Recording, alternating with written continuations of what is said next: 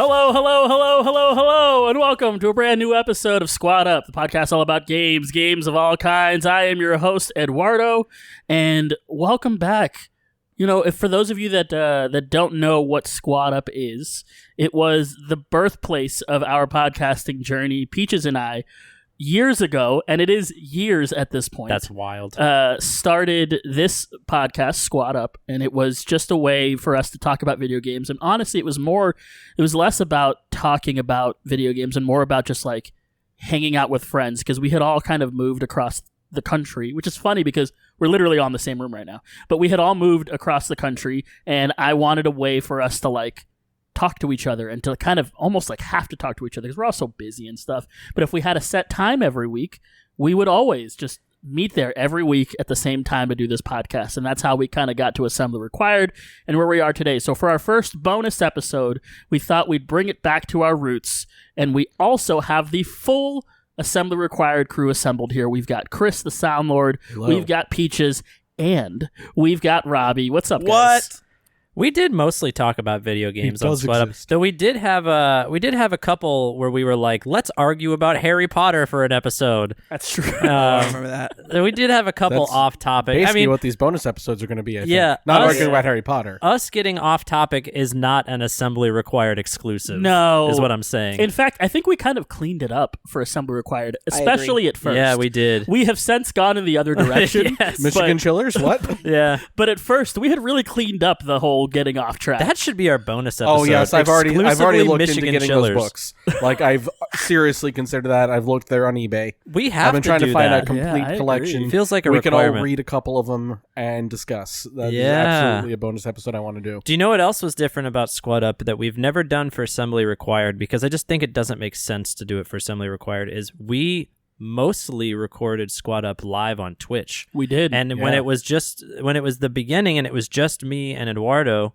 Eventually, we did have like bonus guests, but Chris and Robbie were in the Twitch audience a lot. they were. Yeah. They were. Yeah. They were like commenting in real time, and then we were sometimes responding back to them. And I don't know if that was awkward for the listeners or not. But and that's where Chris became the Sound Lord to begin with, Yes. because Right. he offered. He was like, "Hey, do you guys need someone to do your sound for you?" And he became the Sound Lord in Squad Up. Yes. the benevolent squad sound lord. Blah, blah, blah. Yeah, I used to. This is gonna sound super cozy. I used to like go out and start a fire in the backyard and put an iPad on a chair and just watch. That is super cozy. That sounds very much like that TikTok of the guy who's like, "Hey there, buddy," and he makes the like comfort food while playing video games. Do you know what I'm talking about? No, I don't. But that sounds like my Yeah, that's I'm your gonna find aesthetic. him. my direct niche. Yeah, our listener only listeners will really enjoy that. You finding this TikTok. I mean, for later. I'm not gonna. They can look it up. Some of them know who I'm talking about. Do they? Anyway, Hopefully. So we're here to talk about games of all kinds. We're going to talk about some recommendations we've had over the past couple of years. I know all of us have been are avid gamers in many forms: video gamers, board gamers, escape gamers. You know, we like games. We like to gamify things. Peaches wouldn't be as skinny as he is now if there wasn't a game associated Yeah. with his Peloton. You know, there's you a hear that, everybody? Peaches is skinny, baby. That's what you got from that? That's Do you what remember, people look at. Do you remember what was it? The one movie you guys watched with us that had Steve Carell. Oh Um, yeah. I forgot what it's called. Yeah, with Steve Carell and Ryan Gosling and Emma Stone. Well, and there's a scene there where Steve Carell is like on a date with Marissa Tomei, and he like goes on this long tirade about how, you know, he like Oh, he, that's like- what you got from that? and then Yeah. she's like, "You think I'm the perfect combination of pretty and cute and sexy. cute and sexy?" And she's like, "That's what you got from that?" That's how I felt just now. I was like, Yeah. "That's what you got from Yeah, I heard the thing I wanted to hear. I worked hard for this bod. I'd be up in the Peloton working on my fitness. Good for you." He's my witness. But we're going to talk about some of our recommendations over the past couple of years. We're going to start with Chris. Chris, what are you going to recommend for our listeners? Think of this as like a big recommendation. Also, I guess I should also talk about how this is a bonus episode. You probably already know that this is a bonus episode. This is something that we're going to be doing for our Patreon listeners. We want to give you guys something extra for supporting us over at Patreon. So we've committed to doing at least one of these bonus episodes a month that are going to be exclusive to Patreon. So if you want to hear more top than 2 levels of Patreons. To our top 2 levels of Patreons. That's what we discussed. The right? 5 and 10. The heroes and the Avengers. Yeah. So this first one we're putting out there for everyone. So if you like this style of us talking about things that aren't Marvel, go ahead and support us over intentionally. Go over to patreon.com/assembly required. And then you can hear us in all of our glory. You know what'll happen, you guys, is we're going to intentionally be talking about non-Marvel and then segue into Marvel and talk about that for like 35 minutes. Yeah, it'll be marvelous. Chris, what's your first recommendation? Marvel versus... No, I'm kidding. First of all, the movie is Crazy Stupid Love. Crazy Stupid I couldn't Love. think of what There it's it called. is. So my first recommendation... so we're recommending games today. And the first one I'm going to talk about, and I think Robbie's going to maybe... I would love for you to join in this conversation. I would like to talk about a game that came out last year called Metroid Dread. Ooh. Yes. Oh, I have feelings. Yeah. Little indie title here. Yeah, a we're little talking indie about. title. So, Metroid. I'm going to touch a little bit on the whole series, but I do want to focus on Dread as the most recent game in the series. Metroid is probably it is definitely one of my favorite video game series of all time. It is top 2 or 3, and every once in a while I think, is it my favorite? Is it actually my favorite series? And depending on the day, yes. On other days, no. I am a gamer who got into it late. So the brief history of the Metroid series is the original came out in 1987 or 8, I think. 87 in the US, 86 in Japan. Thank you. Wow. Thank you, Robbie. Nerd. And it was one of, if not the very first game in a genre that is now called Metroidvania, because no one could come up with a better name for it, apparently. So they just mashed up Metroid and Castlevania. Why is it not called a Metroid? Which one came first? Which one came first, Metroid or Castlevania? Metroid. Metroid, and Castlevania didn't become a Metroidvania until Symphony of the Night. 1997. So then why is it called a Metroidvania? Is it because of what Symphony of the Night did to I'm gonna look it up. push forward the genre? Yeah, that's basically it.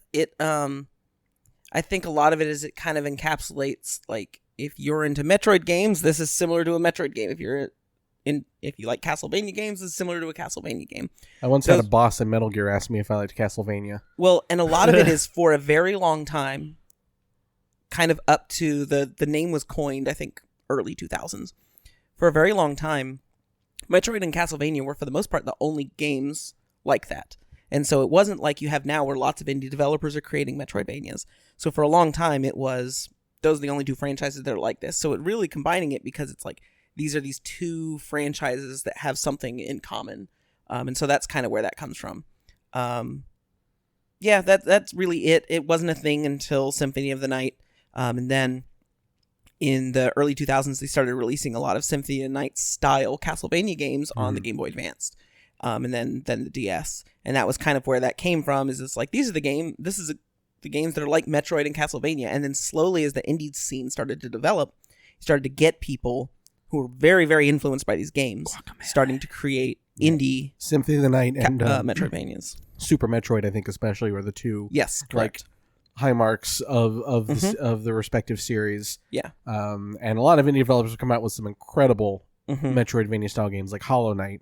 Yeah, Hollow Knight is incredibly weird. I think Peach is correct. Guacamelee is fantastic. It is an undersung, underappreciated Metroidvania. One, because it isn't necessarily poke fun at Metroidvanias, but it's very self-aware. And it directly references Metroid and Castlevania throughout the game. Yes. There are Chozo statues and everything. Yeah. It's funny you guys are bringing up Guacamelee, because just completely by coincidence, not knowing you were going to discuss this, I was on the Metroidvania subreddit 2 days ago and discovered that they don't like Guacamelee. Really? What? They are so wrong. That they have sticks up their butts. It's not really important. All their reasons No, it is for not important. liking it... I'm going to fight them. their reasons for not liking it are actually things that, like, they weren't making things up about the game. It's just stuff that didn't bother me. It's somewhat linear for a Metroidvania. But that's fine. Hey, you know what else is Metroid Dread? A lot of them don't like the combat, but I love the combat. So I think we should define Metroidvania, though, to the best of our abilities. For those of you who do not know what a Metroidvania is, I think calling it an open world side scroller is maybe a good indication. There's generally it's you can kind of go in any direction. It's a non-linear side-scrolling platformer where certain areas are gated behind abilities that you acquire. You acquire new abilities and items as you explore, and you can use those abilities to go back to places earlier that you couldn't necessarily get through before. So like a very basic example is early in Metroid, you get missiles. There are certain doors that can only be opened by missiles. So you can explore as much as you can. Then when you finally find missiles, now you can go through those missile doors. Or like Chris, a double jump. Yeah. Hey, Chris, you know what one of my favorite Metroidvanias is? Tell me. Donkey Kong 64. No, that That said, so funny. Banjo-Tooie is more like a Metroidvania I than agree with Donkey that. Kong 64. So funny enough, I disagree. I wanted to I say haven't played Banjo. I wanted to say this to you specifically, Eduardo. I realize I'm pointing, and the listeners don't know who I'm pointing at. He's pointing at Eduardo. The other day, there was a few days ago, I was reading another thread that was people trying to like define a list of 3D Metroidvanias, and it's very hard for there to be a 3D Metroidvania because once a game goes to 3D, it becomes almost kind of mutually exclusive. I to nominate accomplish. Metroid Prime 2, and So- Metroid Prime 3. So Metroid Prime is definitely probably the best example of doing a Metroidvania in 3D. But another one a whole bunch of people brought up, and I had never thought about it, but then I agreed, is God of War. The 2018 God of War is Oh, I yeah. think, God of I War think is checks off a definitely lot of the boxes of 3D Yeah. Metroidvania. Yeah. Yeah, you can't do certain things until you get Mhm. certain upgrades Right, or yeah. story beats or Mhm.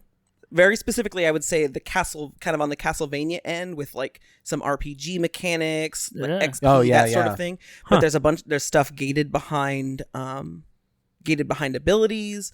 You do a lot of backtracking, which is another kind of a hallmark of a Metroidvania, where you get somewhere you can't advance, but you will eventually return to that area, and you are able to advance now. I mean, that you guys are describing Donkey Kong 64. I don't know why you guys are scoffing at that. Well, because Do you get generally abilities? a Metroidvania is not broken up into discrete levels. Right. And Donkey Kong 64 is a bunch of levels that are connected by a hub world, Sure. like Mario 64, like Banjo-Kazooie. Crash I think you guys are Bandicoot. focusing too much on what doesn't make it a Metroidvania and not enough on the stuff that does make it a Metroidvania. Like how in the levels, you start off the game with only Donkey Kong unlocked. Eventually, each of you end up as being able to play 5 Kongs. Mm-hmm. 5, right? Yes, 5. Into playing 5 different characters in that game. And then you unlock a weapon for each of those characters. And there are certain areas that you'll walk by and you'll see, oh, when I unlock Lanky Kong, he'll be able to go in this direction and do these things. He'll be able to collect these coins that are only for Lanky Kong. So, like, yes, there are things that are different, like it's 3D and it has a hub world, but there are also a ton of similarities. I wouldn't necessarily call them Metroidvanias. Donkey Kong 64 and Banjo-Kazooie, I think, are good examples of 3D platformers that actually did take a lot of elements from Metroidvanias, particularly the progression of learning different moves as you go through and being able to go back and do things that maybe you couldn't before. So definitely Metroid elements. I don't know if it's enough to encompass the entire genre, but certainly I think it does, and I don't think you can argue this, does definitely take a lot of inspiration. Chris, you're Now- you're getting into smashes in a fighting game territory, and I want you to understand your logic and then put it to Smash being a fighting game and see where you land. Oh, the game where you fight people? Yeah. The Robbie, game you're about to where say something? you- I'm totally down with smashes into fighting game. I think Smash is a subgenre of fighting game, but Well, one thing I was going to say, just to challenge you, okay. not so much necessarily going to agree with Eduardo, but I am going to say that how he's describing Donkey Kong 64 does fit Metroid Prime 2, which is very much discrete hub worlds and not an overlapping That is map. true. But again, it's also a 3D game. So Yeah. I think there are people that will tell you there's no such thing as a 3D Metroidvania, and I think that's a narrow yeah. view. Yeah. Oh, well, that is certainly something to think about. But what about Metroid Dread? Yeah, talking about Metroid Dread. What about the thing that you were originally going to talk yeah. about? So we're talking about Metroid Dread, and so Metroid came out on the NES. Metroid 2 was a Game Boy game. A little bit less of a Metroidvania than some of the other Metroid games, actually, but still a kind of an open exploration world. And then Super Metroid came in and redefined the genre on the Super Nintendo. And was that 94? Something like that? Yes, Yeah. 94. And then no Metroid happened for a very long time. And then in 2002, I think it was 2002, Metroid Prime and Metroid Fusion. Yes. They came out the same Christmas. Or 2001. I'm pretty sure it's 2002 because 2001 is when I got my GameCube, and the first games I got were Luigi's Mansion. Yeah. Nope, you're right. It was 02. You're right. Those are the same two games I first played. Let me tell you something. Luigi's Mansion and Melee. Let me tell you something about Metroid Prime. I owned Metroid Prime, and I barely played any of it because it made me sick. Oh, no. You do move pretty sporadically. It's not sporadic, but you move pretty like... Well, and it was before a time where I played first-person shooters, and I think that's like a common thing with first-person shooters. Yes, is when you're first adjusting to it, Yep. it can be a little jarring. Yeah. And it was me when I was young, and I had Luigi's Mansion sitting right there, and I was like, why am I going to play this and get sick when I can suck up robots or ghosts? Yeah. It'd be cool if you That's could a different do robots. game. So 2002, I got for Christmas Metroid Fusion and Metroid Prime. Metroid Fusion was a Game Boy Advance game, a direct sequel to Super Metroid in that style. A little more linear than other Metroid games, but it continued that story. Even though I hadn't played the original. Do you avenge the Metroid baby? Well, you do that in Super Metroid. Yeah, you do in Super Metroid. Yeah, but he hurts a lot. No, in Metroid Fusion, actually. Spoilers for really old games. Yeah, skip ahead if you have not played Metroid Fusion and are worried about a very simple plot. Yes. So the basic plot of Metroid, you play as Samus Aran, and she is a bounty hunter, and she has been tasked by the Galactic Federation to go to planet Zebes, which is the world she was raised on by the Chozo, who are an ancient race of wise bird people. Samus is a human. Her this is all like you're lucky. This is exactly what our listeners do. Yeah, this is lore that is like only in the manga, but it is all considered canon. Her parents were she lived on an Earth colony called K2L, I believe, and the space pirates raided that colony, killed her parents. Samus was the only survivor. Her parents were killed by a giant purple space dragon named Ridley, who was the leader of the space pirates. And he is not too big for Smash, and he's in Smash Brothers, and it is wonderful. I was on the Ridley for Smash train long before it became a meme. Have you guys played Multiverses yet? I have a little bit. No, I haven't. It's better than Nickelodeon. Absolutely. Okay. Which wasn't hard, but Yeah. I would say it's like a decent amount better than Nickelodeon. Yes. I don't think it's on Smash's level. I think it'll Smash be... is just incredibly polished. Yeah. But it's good. It's very good. And it offers some... I haven't played a 2v2, which I know is like their preferred mode. Yep. And I think that does differentiate it from and Smash they have pretty well. they have like Can you play characters LeBron in 2v2? Yeah. Yeah. Everybody. So there are characters that are like specifically made for 2v2. Like there's Not a if you're character that Kyrie. like has a like will tether to you, and so you can aerial off the stage with someone, and if you fall too far, it'll like pull you back to him. Oh, that's cool. So you can like intentionally jump off the ledge and try to like do an aerial combat because you know your buddy will pull you back in. Wonder that the Woman one can with- buff your partner. Is and that the all one with Right. Shaggy and Velma? Yes. Oh, okay. We can play it later. I've got it. Okay. Anyway, Metroid Dread. back to Sorry, This won't take very long. Yeah, my we'll bad. definitely have time to do things today. So, in Metroid, she has to go stop the space pirates who are breeding Metroids, they're like these weird jellyfish creatures that suck out energy, like life energy, and the Metroids are actually created by the Chozo for reasons that are revealed later. And the space pirates are trying to steal them and breed them themselves to turn them into a biological weapon so they can take over. So she stops them in Metroid 1. Metroid 2, the Galactic Federation sends her to the planet SR388, which is another homeworld of the Chozo where the Metroids were created. And she has to eradicate all the Metroids. At the end, she kills the Metroid Queen, but then she finds an egg, the last egg. The Metroid hatches and imprints on Samus as its mother. And it follows her, and she brings it to the Galactic Federation for them to study because there are potential good applications of the Metroid biology. Super Metroid picks up right where that leaves off. Ridley attacks the space station at the beginning of Super Metroid and steals the baby. So she has to go back to planet Zebes. I want to see the baby. And yes, and stops space pirates again. And at the end, this is the big spoiler, the baby Metroid has grown into a giant Super Metroid. And first it tries to attack Samus, and then it realizes who Samus is, and it leaves. Mother Brain, who is the final boss, has transformed into a giant dinosaur monster and is about to kill Samus, and the baby comes in and saves Samus, sucks out a lot of the life energy of Mother Brain, and transfers it back to Samus. Mother Brain comes back to life, kills the baby, but the baby has granted Samus Mother Brain's hyper beam power, which she then uses to absolutely demolish Mother Brain. It's cathartic. It is very cathartic. It is one of the greatest moments in video game history. Metroid Fusion begins. It was very sad. It is very sad. Peaches was very sad. We got to watch him play it the first time. So, Metroid Prime, just so you know, the Metroid is kind of divided into two series, the main series and the Prime series. And then there's other M, which we try not to talk about. But the main series are going to be the side-scrolling games. So Metroid, Metroid 2, and then those two games have been remade as Metroid Zero Mission for the Game Boy Advance, which if you haven't played Metroid, play Zero Mission. Play both. Play both. I think the first one is definitely worth playing if you enjoy the historical, importance of it. But by modern standards, it is a very difficult game to play. It is very unforgiving just in its mechanics. Metroid 2 was remade as Metroid, because it was Metroid 2 Return of Samus.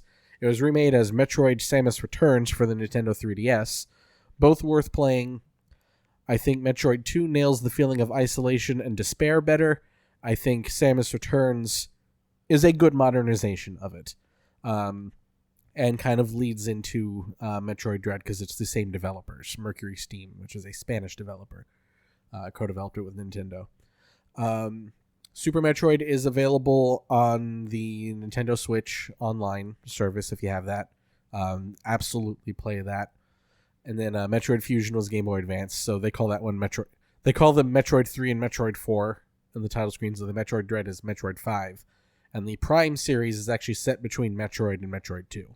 So it's kind of a side story. It doesn't really affect the main storyline, but it's all there.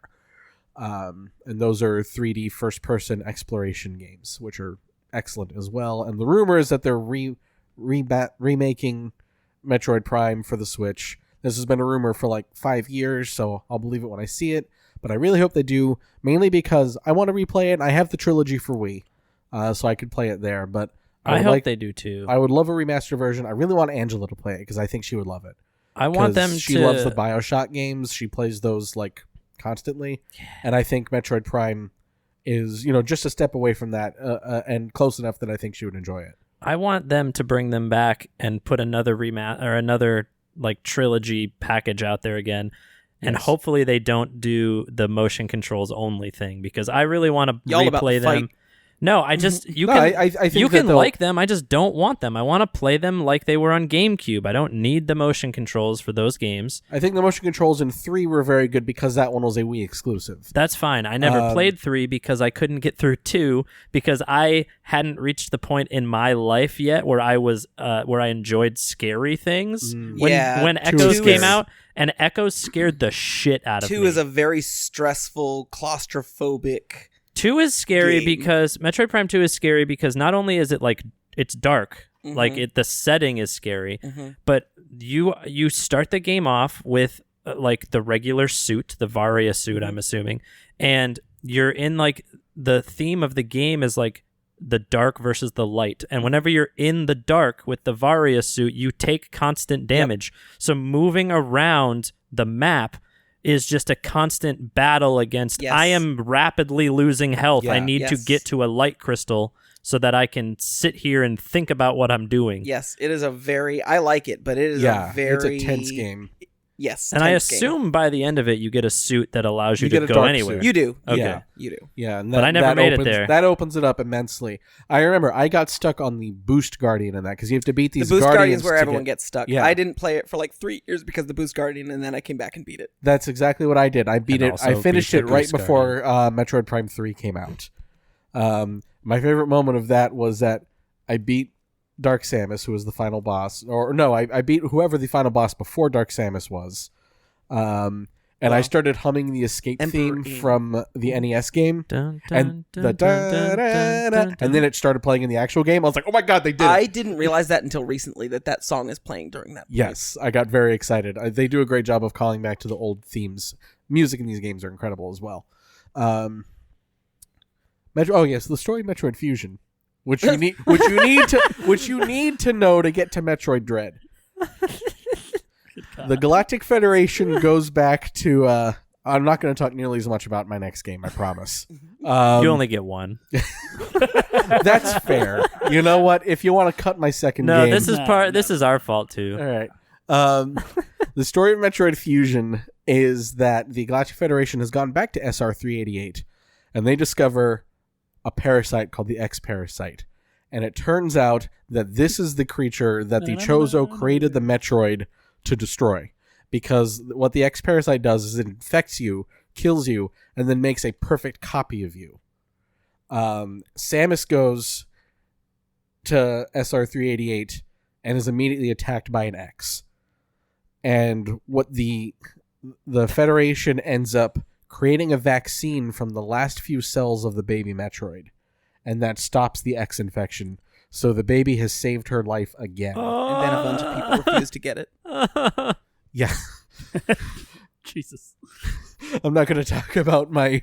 my suit, my choice.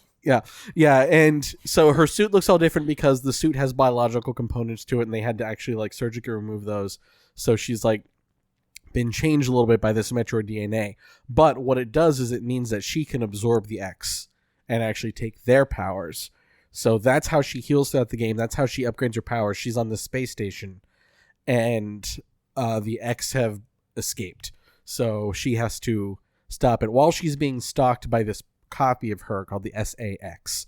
So it's an X-Parasite copy of Samus that has all of her abilities at full power. Sax? Yeah, but I've been started playing Sexy Sax Man whenever... SA-X, excuse me. The Alto SA-X. So as she goes through, she's able to defeat it and she escapes. Then... for years, so then we got the Metroid Prime series continued. They made a game called Metroid Other M that is extremely controversial for a lot of reasons. It's not controversial, it's bad. Yeah, I think it's a bad game. I think we can safely say that. They focused a lot more on the story on it, and arguably they did not do a very good job of that at all. I actually don't like the gameplay that much either. Oh, the gameplay's terrible. I finally finished it before Dread came out because I'm a completionist. I'm sorry. You shouldn't. Yeah. This one is also set on a space station. It's set between Super Metroid and Metroid Fusion. And honestly, I don't normally advocate skipping things in a series, but you can skip this one. And they made a couple other spin-offs. There's Metroid Prime Hunters, Metroid Prime Federation Force for the DS and the 3DS that were really spin-off games. Federation Force, you don't even play as Samus, so you can kind of forget about that. It was a squad-based multiplayer first-person game, which is interesting to set in the Metroid world, but not what people are looking for in Metroid. Do you know, this is going to be a spoiler, but I don't care because you shouldn't play it. Do you know how Samus is used in that game? Yes. Okay, cool. Samus does show up. She's the final boss. Yeah. Don't play it. And then there's a post-credit scene where they really want to make Silex happen. And the rumor, Metroid Prime 4 is in development as well. Anyway, so after Fusion, there was this rumor that there's going to be a DS sequel to that called Metroid Dread, and then it just never came out. And then last year at E3, they're like, we're still working on Metroid Prime 4 because they actually fired the development team and restarted development on Metroid Prime 4, and we haven't heard anything from it since in years. But they're like, we are still working on Metroid Prime 4, but in the meantime, here's another game in the Metroid series. And they start this trailer where she's being stalked by this robot. And I'm watching with Angela, and I go, oh my god, is this going to be Metroid Dread? And then the title came up and it was Metroid Dread, and I freaked the hell out, man. Because this game is legendary in games that it was never even formally announced.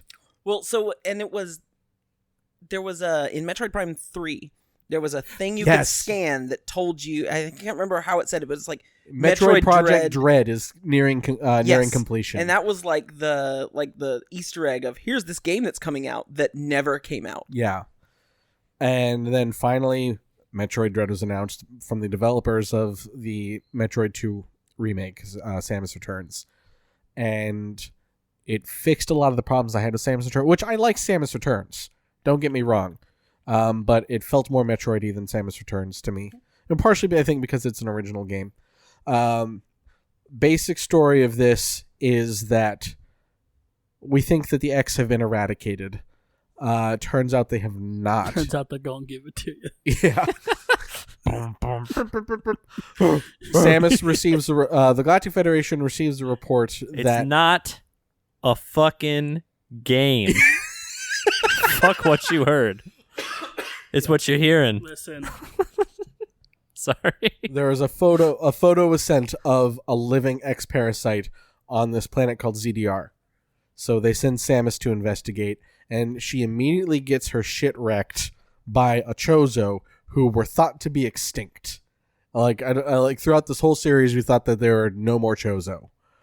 That a lot of them had like sort of ascended. Well, it turns out there is one there, and it wants Samus for reasons I will not get into. I will not get into the story of this one too much, but it's all about her. You wake up in Metroid style with all your powers gone, and you have to work your way from the center of the planet back up to the surface to your ship and uncover the mystery of what's going on.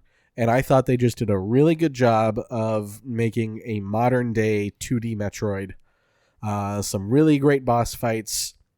A big thing of Metroid is sequence breaking, and not quite to the extent of Zero Mission, but they built in a lot of intentional sequence breaking opportunities into this game, like where they actually have special animations for certain bosses if you defeat them with weapons that you're not supposed to have gotten by the time you get there in the normal playthrough. Like they thought it like, well, we know you can get the bombs early, so here's a secret way you can beat this boss with bombs, complete with different cutscenes and everything. So they very much knew that the Metroid community was going to be like trying to find ways to break the game, and they're like, all right, we're planning for this. And it is the highest selling Metroid game of all time. Metroid has never sold well traditionally, and that's why there was never a Nintendo 64 Metroid game. There was never a Wii U Metroid game. They skip entire generations of hardware. Here's a question, and it is not to diminish Metroid Dread selling as well as it does. Uh-huh. Are we at a point with video games, sort of like movies, where if there is a video game, people go out and get it? Like that is the game of the time. Yes. I was thinking that too. Everyone purchases it, and that is that like adds to the highest selling Metroid game. And like it's not impressive, but No, it's also no, there's a lot more Oh, yeah. nerds and people Yeah, willing Absolutely. to buy Right. The this. fact that there's- it is on Nintendo Switch is the main reason. Well, and like that and Nintendo there- actually marketed it for a change. there's more of like a fervor and like a it seems like the flavor of the month kind of a thing, not necessarily Right. it has Yeah. there's no indication of the quality of Metroid It was the big game release of its Right. time. Yes. and when So- when And that I think we all happens knew it it feels was like gonna end up being the best selling. Yeah, there was game. almost no doubt that it was going to end up being the best-selling Metroid because there really wasn't much competition. Right. yeah. Well, in today's day and age, people are very big on what is the thing that we're doing right now all Right. together. Yeah. Yeah, you're definitely right on that. It's actually, I was just thinking on different franchise, but similar thought to you the other day. There's a hilarious video on YouTube where this guy tracks graph style, the best-selling Zelda game of all time, and it just shows yeah. each Zelda game, slowly selling, and like Ocarina of Time. One of those passes, like it's moving, Yeah, the yeah. It's a time series is of- passing and right, and you're series just of bar watching the graphs, and bars it's grow. month by month. The Yeah. best-selling Zelda game of all time, and each bar is just kind of growing really slowly, really slowly. Then Breath of the Wild comes out, and Breath of the Wild does that thing that Captain America and Black Panther do in Infinity War, where it just There's our Marvel tangent, baby. shoots up the up the list and then just surpasses everything by a mile.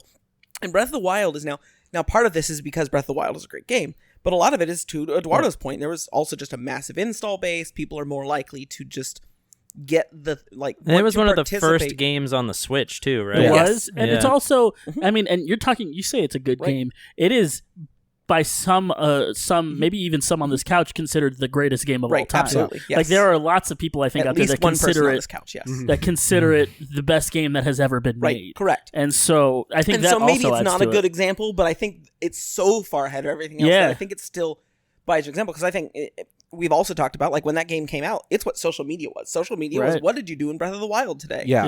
Yeah. Much like how Animal Crossing became such a huge seller Right. because it happened to come Yeah. out right Right, when exactly. none of us Thanks, could Bill leave our Gates. house. Animal that's Crossing another good It's an example. incredible example. Yeah. So, yeah. and Animal Crossing, I think, also fits this. The reason I bring that up is because I was getting in my car thinking about that video for some reason the other day. And when I was thinking about that, what crossed my mind, and I think this is true to your point about a lot of games now, is I remember a line someone once said about Michael Jackson's Thriller, the album, not the single, where that album at some point stopped selling like a good selling album and started selling more like a household utility that everyone has in their house. And I think that's true of a lot of video games now. Yes. Like Yeah. Animal Crossing. If you have a Yes. Switch, you Right. probably have Mario Kart, Right. and you probably have Where Animal it- Crossing, and you probably have where Zelda. some of these games Smash. have ceased Smash, to yes. sell like we think of a good selling video game, and have started to sell the way that people buy like a coffee maker. Well, and Or- then Yeah. you get into problems with this fervor because think about games like Sekiro and Elden Ring, where they are the flavor of the month.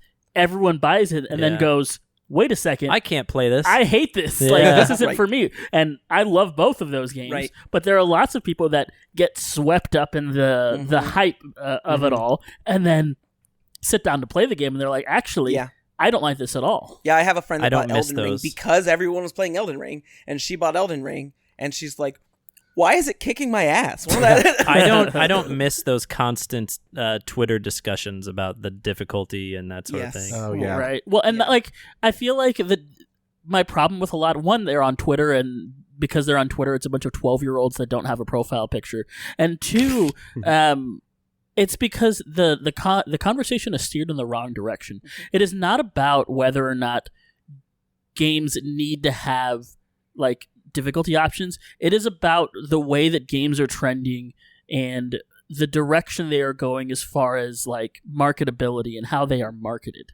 And so if you are marketing your game, Elden Ring is a great example to the masses. Like Dark Souls was not marketed as the game that everyone should have in their home and everyone should be playing. It was a niche title that came out even all the way up through, Bloodborne and Sekiro. Those weren't Sekiro kind of, but the rest of them weren't really marketed that way.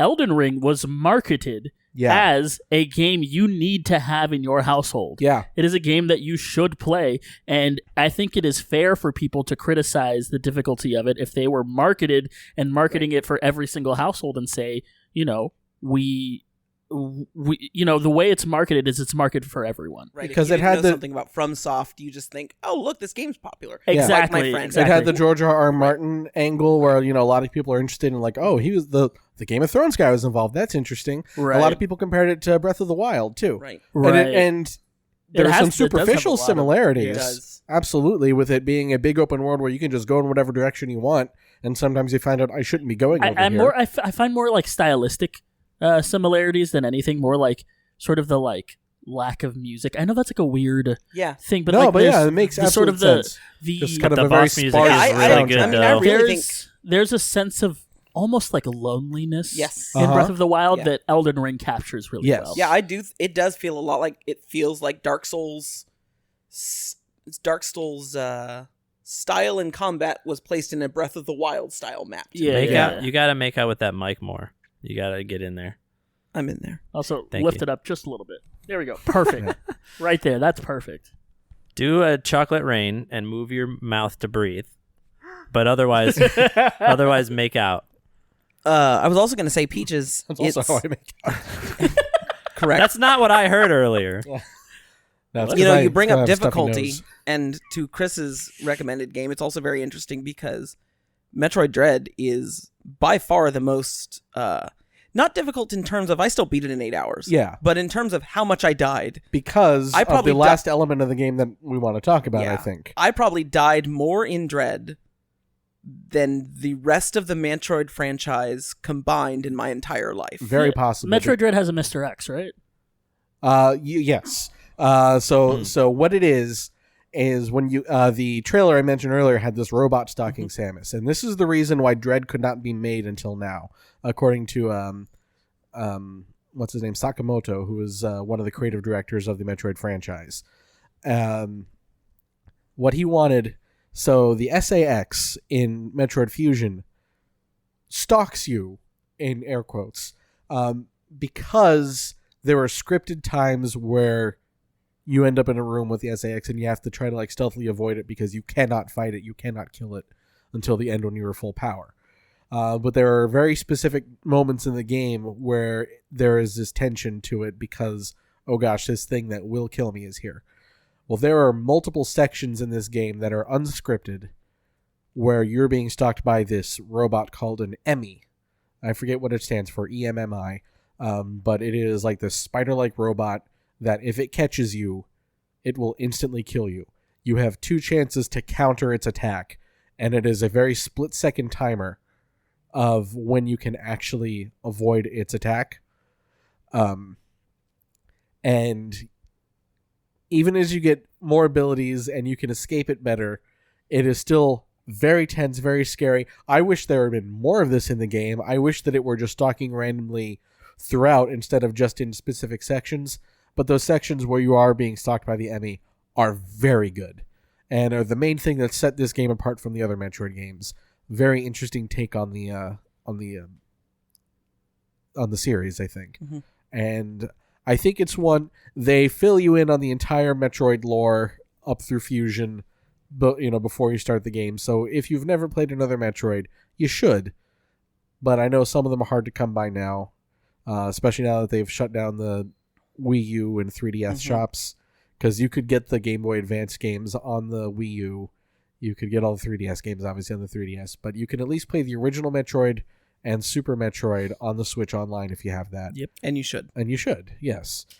But yeah, so there was no Metroid for the 64? No. Metroid Prime started as Metroid 64, but it just had a horrible development cycle. Yeah. Do you know what the Mr. X of that game reminds me of? It reminds me of in those Resident Evil mods. There's the one where whenever Mr. X shows up, it starts playing X Gon' Give It To You. And then there's another one where it replaces him with Thomas the Train. Thomas the Train. Yeah. And he shows up and is like... Yeah. In fact, they ended up making a game based off of that. There's an indie game out there where it's like a survival horror game where you're being chased by this like evil train that kind of looks like Thomas the Train. Oh my but god! He's also like half spider, and it's terrifying. I hate everything about what you just said. It's so scary. Please don't recommend that amazing. game. Yeah. That's amazing. Peach, what's your recommendation? With the 12 minutes we have left. No, I'm just kidding. So I'm going to recommend something that actually came out a few years ago. I've been playing it recently because I had a conversation with a coworker the other day. We were talking about Magic cards, and then that it progressed into Hades. Does Magic cards turn into Gyarados? No. So the actual conversation was we were talking about how there are companies out there that once you get to all companies probably to an extent do this, where you get to a certain marker of how long you've worked there and they gift you with something. And we were talking about how Blizzard, when you get to 5 and 10 and etc. years, 5 years you get a sword. If you work for Blizzard, they will make you a sword. I don't know if we talked about this on the podcast or not. Yeah, I think we talked about it before recording. Yeah, last week. And then you get to 10 years and I think it's a helmet. But they basically give you weaponry as you level up with them. And so we were talking about, because my new job, I work with trading cards. And we were talking about how it would be cool if at certain milestones we got weapons as well, but from Magic the Gathering. So we were sharing cards, and then we started talking about Elden Ring because it was weapons to Elden Ring. And then we went from that to Hades because we were talking about getting platinum trophies in video games. So here we are at Hades. He's talking about how he got the plat for Hades. And I realized that when we were all initially playing it, we were mostly, I think, all playing it on Switch because it was just convenient, and I just think that's where we mostly downloaded it. Yeah. And there's no trophies or achievements or anything on Switch. So when we had that conversation, I was like, A, I want to play Hades again. B, if I'm gonna play Hades again, I might as well get trophies for it because I am a trophy whore. I have been a trophy whore since PlayStation 3 put trophies in the interface. I want you guys to know that I played Hades on PC. Oh, you did? because I bought it a year before all of you and recommended it to all of you. Oh, and yeah. and no I one remember listened that. to me. I And listened to a you. year later, We all all of you literally picked played up. it. Yeah, all of you picked up Hades a year later and were like, "Oh, right, Eduardo recommended this a year ago. This Oh, is pretty yeah. good." Listen, it is because very you got good. the early access, That's- right? I did. Yeah. So I bought it Yeah. early access on PC on the Epic Game Store because it was showcased on the Epic Game on that Game Award show where they were like just introducing the Epic Game Store, and that was one of the exclusives. It was like, look at this new game, Hades. And I was like, Oh, oh, this yeah. game Got looks it. sick. So And you had the Yeah, you're game right. when it was only the first 2 biomes. yeah. Okay. That's right. 'Cause- I did miss your recommendation that time. The recommendation I listened to was when it was announced on one of the Okay. the Nintendo. Why can't I think of what Nintendo? It was one Nintendo Direct. Yeah, it was a I Nintendo remember Direct. And seeing you, a I trailer. remember you saying that's a pretty good roguelike. I'm Well, like, okay, I'm in. and I'll tell you, like, maybe it's better that you didn't play it at first because it was definitely incomplete at first. Yeah. And by the time it released on Switch, it was that was the 1.0 release. Yeah. And it was a significantly more complete package. So for the Because I remember seeing the trailer and thinking and hearing a lot of really good things and thinking it doesn't look like the kind of game I normally play, and I was considering it. And then I went to visit my parents, and Danny was there, and he handed me a Switch and says, "Play Hades." I played one round of it and said, "I'm buying this." you did that to me. Yes, because That's how it got to me. Because he came to visit me and Angela back when we were still living in Pennsylvania. He was up in Pennsylvania with family, and then he came and stayed with us for a couple days. And I had to work, and I was like, "Play Hades, try this." And I just played Hades the whole time I was hanging out with you. It was like, oh, they're working? Hades time. Maybe. Yeah. I was a much slower adopter. I got it the same day as everyone else, or I think I got it the same day as you. Yeah. Peaches.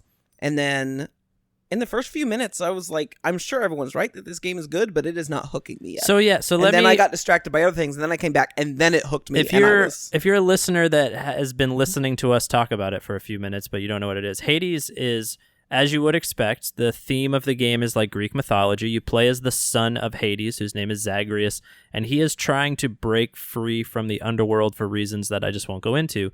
You're trying to break through, and the way that the underworld works in the game is that the maps you go into are procedurally generated, so it's kind of random every time. You get a random set of enemies, a random amount of waves of those enemies, and you battle your way out of hell, basically. And you fight a few bosses, you fight a few mini bosses along the way. It's a roguelike or roguelite. I don't remember what the difference is between the two, but you get power-ups along the way, and the power-ups kind of work together. I think it's considered a roguelite because you do get permanent upgrades. Okay, I think sure. that's what. So you get these upgrades along the way, which are called boons. You get them from other mythological gods and goddesses. Who are all incredibly sexy. They're for all some very reason. good looking. My God. My gods. But like, for example, like you get a Zeus boon, it has something to do with electricity. You get an Aphrodite boon, it has something to do with like making your enemies weaker. Yeah, you charm Sometimes your you charm enemies, them, yeah. and you combine these powers, but you don't always get a choice, right? Because there's a lot of RNG associated with the game. There's a lot of randomness. So, you get what you get. You try your best to make it out. There's a bunch of different weapons you can choose. There's a bunch of different upgrades you can add to Zagreus to get out. But it's just really fun. It doesn't take that long to get out once you kind of get a little better at the game. It doesn't take that long to get out of the underworld. But you can make the game harder for yourself because they've added these difficulty options, which in the game is called heat. And once you get really good at leaving, you can make it harder for yourself. Yeah, you unlock that, I think, after you actually escape the first or second time or something like that. And so, yeah, that's what I've been playing recently. I've been trying to platinum that game. I'm about halfway through the trophies. There are 50 of them. There's this list of side quests in the game called the Fated List of Prophecies, because in Greek mythology the fates know everything that's ever going to happen, so they put this list out, and you look at the list and you're like, one day Zagreus shall do this thing, and that's the theme of your subquest list, which I think is really neat. Most of the trophies have to do with just cleaning up all of those side quests. So all the ones that I have now are pretty easy, escape the game, beat this boss, pet Cerberus 20 times, like easy stuff. But then there's the, unite these two characters that have been not with each other for a very long time. And that's your trophy. And it just takes time to do those things. But obviously I recommend Hades. You guys all played it. You all love it. Yeah, I will gladly second that recommendation. yes. In addition to being really fun, The game is beautiful. Yes. The style of the game is so pretty, and the voice acting is 11 out of 10. Oh yeah. It is so. I know there are people that play games for story. Some of them are sitting on the couch. And there are people that just want to mash through the dialogue in a game so they can keep playing the game. It's me. I think I'm somewhere in between. It just depends on the game. If the dialogue is really compelling, I'll stop and listen to it. Like God of War, I will stop and listen to. I won't get out of the canoe until they're done with the conversation. Even though they'll pick it back up later, I'll stay in the canoe until they're done talking, and then I'll get out. Or like Portal 2, I'd make sure I listen. I'd find all the dialogue options I can. Hades, same thing. I don't care what they're talking about. I'm going to listen to every single thing that they've put time and effort into because it's all so great. And you could build relationships with the NPCs, romances, stuff like that. There is so much depth to this game. Yep. Yeah. Kind of makes it like a dating simulator on the side. In some ways, yeah. I mean, it would perfectly be optional. It would but... be almost criminal to have a Greek story like that without it being a dating simulator where you could date everyone. That's true. that's basically Greek mythology. Exactly. Yeah. It's a great. All these different characters. Orpheus and Eurydice are in it. If you're familiar with that story, the music is just incredible too. Yeah, and as the local button masher, who definitely missed the. There's a core element of the game that I completely missed because I mashed through the dialogue. That's Robbie, and was making it harder on myself. So I'll talk about like the gameplay is also fantastic. This is a great recommendation, Peaches. And in fact, side note. We got a couple listeners that I know are really, really, really like Hades, and I just told them in the background that we are currently podcasting a bonus episode about Hades, and they're freaking out. So, hell yeah. So LJ and Sandy, this episode's for you. Thank Peaches. You're welcome. So a great recommendation. It was a game. It made me really excited, not just playing it, but as that year went on and an indie game started getting hype for Game of the Year, and that was really, really cool to see. Yes. I liked all the things that they ended up winning. And it did win Game of the Year in quite a few locations. It was really between it and Last of Us Part 2, I think, were kind of the games that... Last of Us 2, what else was that year? There was something else that year that Last of Us 2. That was the Ghost of Tsushima year. Yeah. Oh, yeah. And in fairness, I have not played those games, but Hades is my personal game of the year. Yes, Hades was my game and of the Animal year Crossing was the other big game that yes, year, Animal it was 2020. Crossing, yeah. What, I'll go first, but what are your guys... Doom Eternal was when you also that play Hades, what is your preferred weapon? So that's what I was going to get into. Yeah. So I was... Loadout. Real quick, I'll talk about like the gameplay as well is... I won't go first. It's a top-down game, rapid movement, swarms of enemies, tons and tons and tons and tons and tons of play styles. So what Peaches is getting to is there's a handful of weapons, then those weapons have a handful of subclasses, and then as you go through the game, you get abilities that just are going to... Every playthrough is going to be fairly different. Now, once you get to know the game, you're going to start to be able to like, no, I'm holding out for this, this power of Zeus, so I can pair it with this power of Ares. But early on, it's really just... You're an Ares guy? I, very specifically, I am an Ares and Artemis guy. What? Okay, hold on. Artemis, surprisingly good. So, okay. I learned that the other day with the bow. You go all in on Artemis and Ares boons, and you end up getting, like, Ares has this hurricane of death, and it just starts pinning itself on enemies, and I ripped through... the blade spin like seeks them? I ripped through Hades in seconds with God. Dude, in seconds. I really want to tell you about this run that I had the other day. I was playing with the Lambent Plume, which is the... Yeah, thank you. Give me 1 second. I'm sorry, yeah, go ahead. Quick background, everybody. Ahead. This is, you meet the gods. The gods are trying to help you get out. And what it is they give you abilities. Every time you meet one of them, they give you 3 choices of the dozens of abilities they have. And these abilities stack, they pair. And so what happens is you get abilities that end up being unique to that time you're playing through. When you die, you got to start over. And so you'll just end up with, like, one time what you've got is you're just doing a bunch of... almost sort of spells on your enemies, or one time you might have just massive DPS, or another time you might be doing area of effects. So there's just also seeking weapons, or you might be heavily melee. So go from there, Peach. Yeah, my favorite run so far of this second playthrough I had the Lambent Plume, which is a gift that you get from Hermes. So you eventually, when you develop relationships with all these characters, they give you a gift. You equip one gift as you're going through your run, and then you get some other bonus thing applied to your character.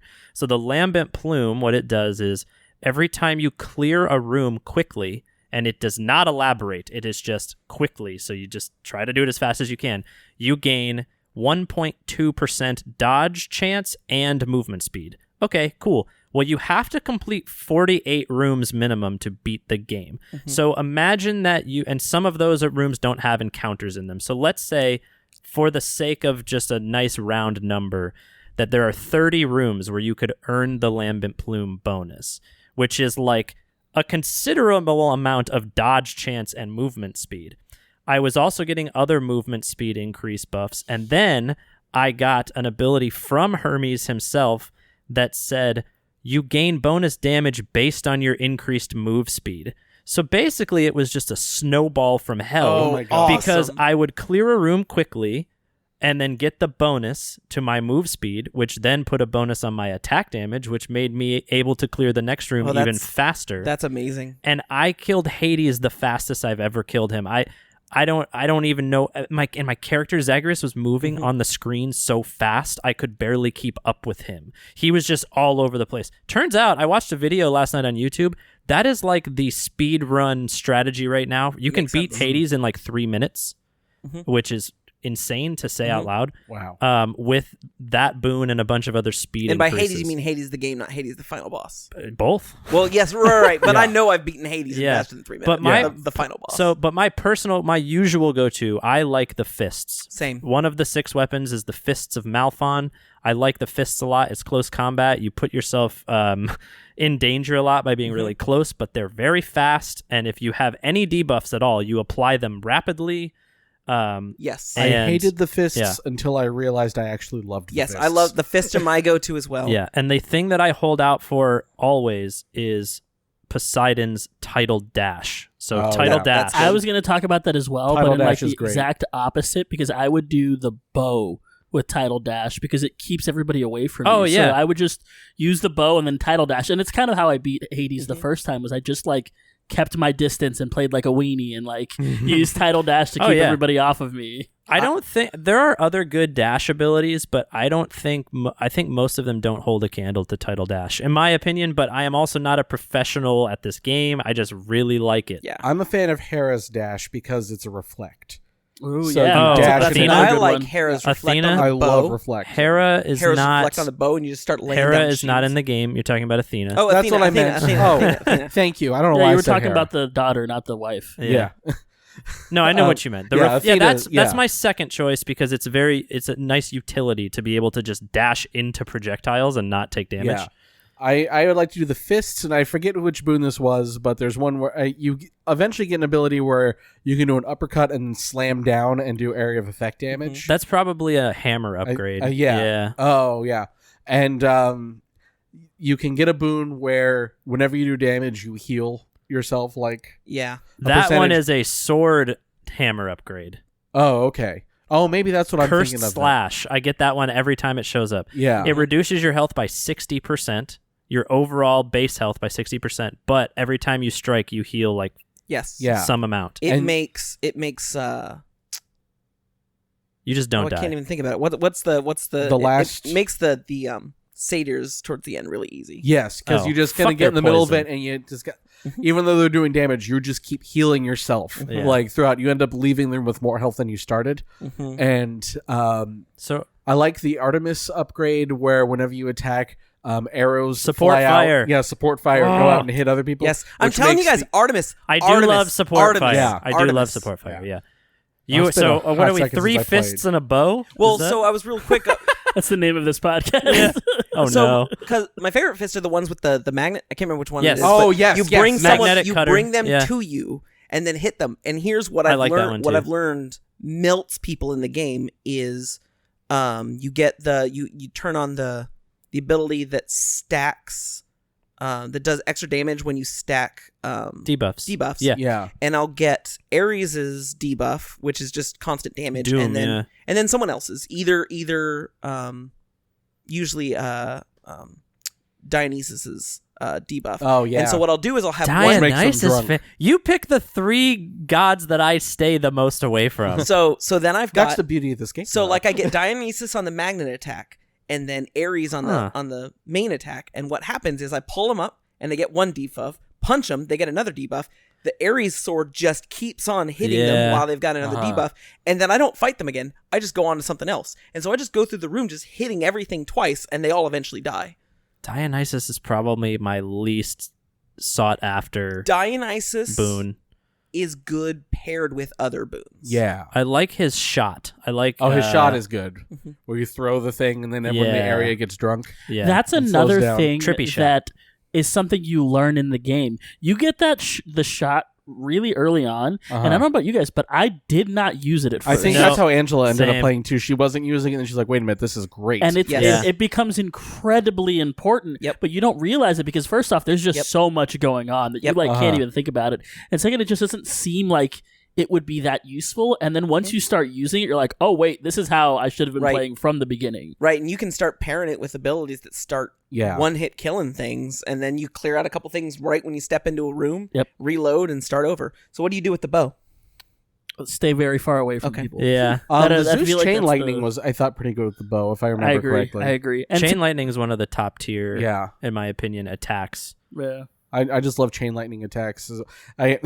Slightly off topic, but in Dungeons and Dragons, my character recently got a sort of an attack that you can chain to debuff, and I used it in one session, and then Cody messaged me. Cody is our DM, friend of the show, Cody, and he's like, hey, so apparently all anyone talks about is how broken the spell is, so we're gonna nerf it a little bit. And I'm like, that's fine. So yeah, that's Hades. This make me want to go home and play Hades. Obviously, we all recommend it. I've had a lot of. I'm gonna get that platinum trophy, and I've also been thinking about getting a Hades tattoo. That's made it to my tattoo list. So I don't want us to run out of time. Who's going next? Robbie, what's next?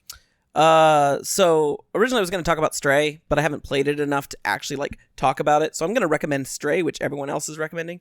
But what I'm really going to do is the other thing I'm spending my time on is I'm going to recommend play a Legend of Zelda game. I don't care which one. That's a good recommendation. I have been on a Zelda kick for a variety of reasons. I mean, I've been on a Zelda kick for most of my life. The last 25 years or so. I was going to say, you've been on a Zelda kick since you were born. But very recently, I've been on an extra Zelda kick. My brother-in-law got me one of those big old coffee table Zelda encyclopedias. Oh, nice. Read through it. Encyclopedia. Got a couple of those. And then I got the SNES Switch controller. And then, so I've been playing, since that's so fun to play with, I've been playing with the Switch Online. And one of the games I've been playing Link to the Past. And at the same time as playing Link to the Past, I've also been replaying Majora's Mask because it's been a while. Mm-hmm. I got these, the Legend of Zelda Game & Watch. So I have been replaying Link's Awakening. You were waiting for it. It is taking everything in me not to do it. So been playing several Zelda games all at once. And then just today finished what am I missing? It's been a while. Oh, sorry. I'm sorry. I was going with D's nuts. Oh. That's not what. Okay. And that's weird that I went to that and y'all went to It's Been a While. I was also, the last few days, I've been listening to, there's a podcast called Chat of the Wild where they replay Zelda games and talk about them. And I just finished their Wind Waker season on my way in today. On your way in to the podcast? Yeah, I've been listening to it on my commute, and today was the last episode. Soundlord, you probably should not listen to it because it was a season of all of them talking about how much they love Wind Waker, and then they replayed it and changed their minds when they got to the last half of the game. Really? Because I replayed it and thought it was great. Yeah. Did they replay the GameCube version or the HD version? Some of them played HD, some of them played GameCube. Okay. Is there a big difference? They so the GameCube Wind Waker, one of my all-time favorite games, just period. But it's the rare Nintendo game that they rushed out to hit a deadline. Yes, and you can tell that it's rushed. Because the second half of the game, there were like 2 dungeons I think they got cut. And what they ended up doing is sort of this quest where you have to sail around looking for shards of the Triforce. Mm-hmm. And it is a very kind of circuitous quest they shortened that significantly in the HD version. Yeah. Is that for better or for worse? For better, I think. So I think it's for worse. Okay. It's been a long time since I played the GameCube version. So I think, okay. I never, see, the thing is, I think it was a bad solution to a problem. Yeah. But because the original Triforce search is good because it makes you explore the map. And that game should make you explore the map. The problem is the pacing. The problem is that you go through the last 2 dungeons, and then the game says, now just cruise around and look for some stuff. Yeah. They sped that up, and that's probably good. But really, what should have happened is the quest itself should have just been handled better and been dispersed throughout the game, that is what rather should have than been done. all at the end of the game. Yeah. That, and they added in the HD version for the Wii U a sail that makes you sail twice as fast. That in itself might have been enough of a solution. But I agree with you that if it had just been a constant thing happening throughout the game, you would not have felt like, oh, they cut out some stuff here at the end. Yeah. Yeah, I mean, I'm not going to get too much into it. Their issues were mostly just the same as mine from when I first played it, which is you get this kind of this peak moment in the middle of the game, and then you can tell content was cut the rest of the game, and it kind of peters out as it goes on. It has one of the best final battles in all of So they agreed Zelda. with me and did not like it. Really? Yes. Okay. I was braced for them to like it and and then they also hated it. Interesting. That is maybe my least favorite final boss in the franchise. You know, I've been waiting to play Wind Waker for a long time, and I think I missed my shot by not having a Wii U. Now, all I'm going to say, Wind Waker is a good game. Yes. It was a very disappointing game to me. It is one of my least favorite Zelda games, but it is also still a very good game. Like that, it's Sea of Thieves plus Zelda. I think, and here's where there's a little bit of a difference between me and Robbie sometimes. Part of the reason I love Wind Waker is I think it is one of the best stories in the Zelda series. And the way it's presented, I adore the art style. I think the characters in the game are fantastic. The art style is phenomenal. I think the music is phenomenal. There are really funny side characters, really quirky side quests and stuff. And that's all the stuff. Like you've played through Breath of the Wild, so you know the Terrytown quest, which a lot of people will consider one of their favorite Zelda quests of all time. It feels like the kind of quest that was pulled out of Wind Waker to me, because it's all about meeting weird people all around the map. In a lot of ways, except for sailing, in a lot of ways, Breath of the Wild feels like a Wind Waker that got finished to me. Interesting. Okay, but I think that's good praise for maybe a backhanded double-edged sword. But I think a Wind Waker that would get finished might have been my favorite Zelda when it was released. All of my problems with Wind Waker come down to it's glaringly obvious that it was rushed, and then it just comes down to how much is that going to affect the experience for you personally. Right. Again, not a bad game. There are only 2 Zelda games, so I will not recommend the 2 DS games. But go play a Legend of Zelda game. I love the franchise, and I've been replaying. You won't recommend Link Between Worlds? No, he means DS, not 3DS. Oh, yeah, he means Phantom Hourglass and Spirit Tracks. I was about to fight you physically. No, I will happily recommend Link I was about Between to get up and use this mic stand. But I've been having a good time playing multiple at a time, and reading that encyclopedia. And then the other thing is Zelda Hurdle. I've been playing Zelda Hurdle, where that's fun. You guess Zelda music every day, so that's been fun. I've fallen off the hurdles. I don't have necessarily details. I just really, really, really like Zelda games. I like exploration and puzzles, and they've got that. So does Stray, by the way. So Stray does not have dungeons. Stray looks good. Peaches, what's your favorite Zelda game and why? Oh, it's Link to the Past, 100%. Why? Mostly because it's the first one I ever played, but also because I really love the randomizer. And I know that other Zelda games and other games in general have randomizers now, but I just really like the puzzly way it makes me feel and the way it challenges you. I agree. I've been playing it's been several months since I've had time, but I was playing the Ocarina of Time randomizer. And I have played the Link to the Past randomizer as well. And those I agree with that. take a lot longer though, right?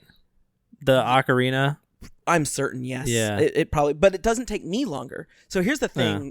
I think the puzzly aspect that you're talking about, I think it really hits when it's a game that you know well. Yeah, and that's fair. Forces you to search your knowledge of the game. Yeah. Like you are able to get through Link to the Past. I've played it a half dozen times, but you're able to get through Link to the Past in a way that I can't. Like I don't necessarily remember where things are. Ocarina of Time, I can tell you where every grotto is, where every heart piece is, and so when I go into an Ocarina of Time randomizer, it's a test of my knowledge of that game's layout. And this is another thing I was recently talking about with my new coworkers. I really like my new job in this way. Good. Good We were for you. yeah, talking about how much I had a meet and greet with a guy, and he's like, yeah, I spend a lot of time playing seeds with different people at this company, and we do different Link to the Past stuff. And I'm like, okay. Here I am. Hi. You found your people. Yeah. Chris, what's your favorite? My favorite Zelda? I mean, I think Breath of the Wild is just an incredible achievement. But aside from that, I think Wind Waker. Interesting. Honestly, yeah, I know I'm weird. I think part of it is that I had such a struggle with Ocarina of Time. I got stuck I started playing it in 5th, 6th grade, however old I was when it came out. I got stuck in the Water Temple and didn't beat it until I was a freshman in college. I don't think that's really weird. There are plenty of people. I think Wind Waker ends up being very divisive, and not divisive in that I don't think there's many people that hate it. But I think Wind Waker is very much it is either your favorite Zelda game or it is like as you like is low on your list of games that you also still happen to like. Like no, I don't think many people hate it.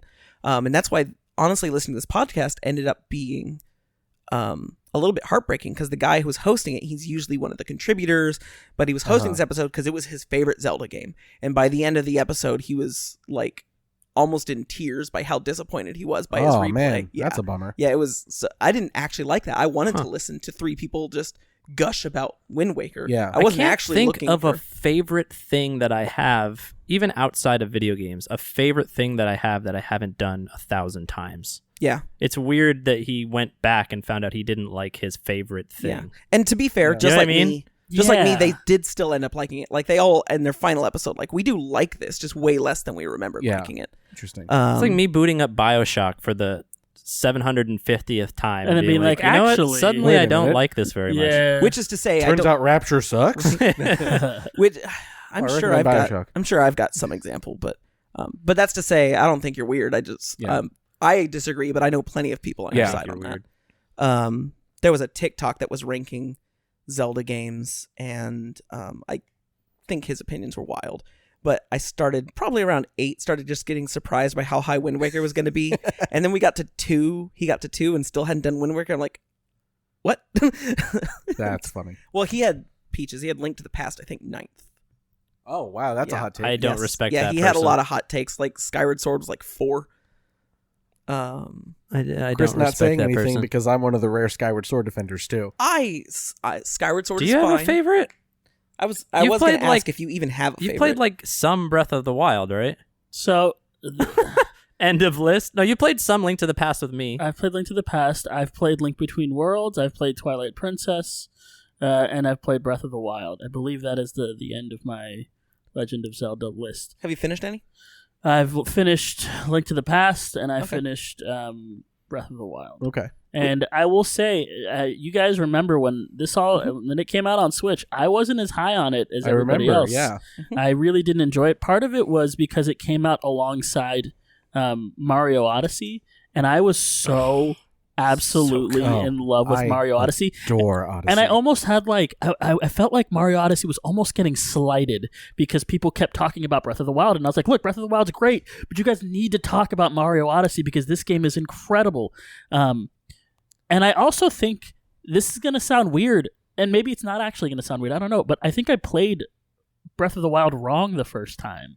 Like, I was playing the game like I play most open world things, and I was trying to get to the end.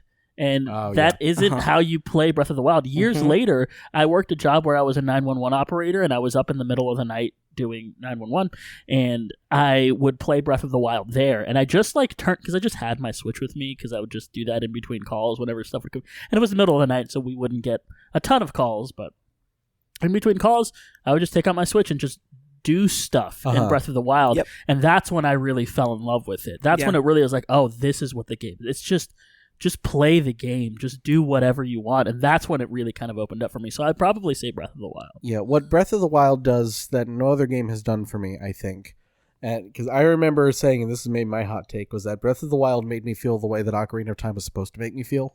The way everyone says Ocarina made them feel. And granted, I was absolutely impressed by Ocarina of Time, when it came out.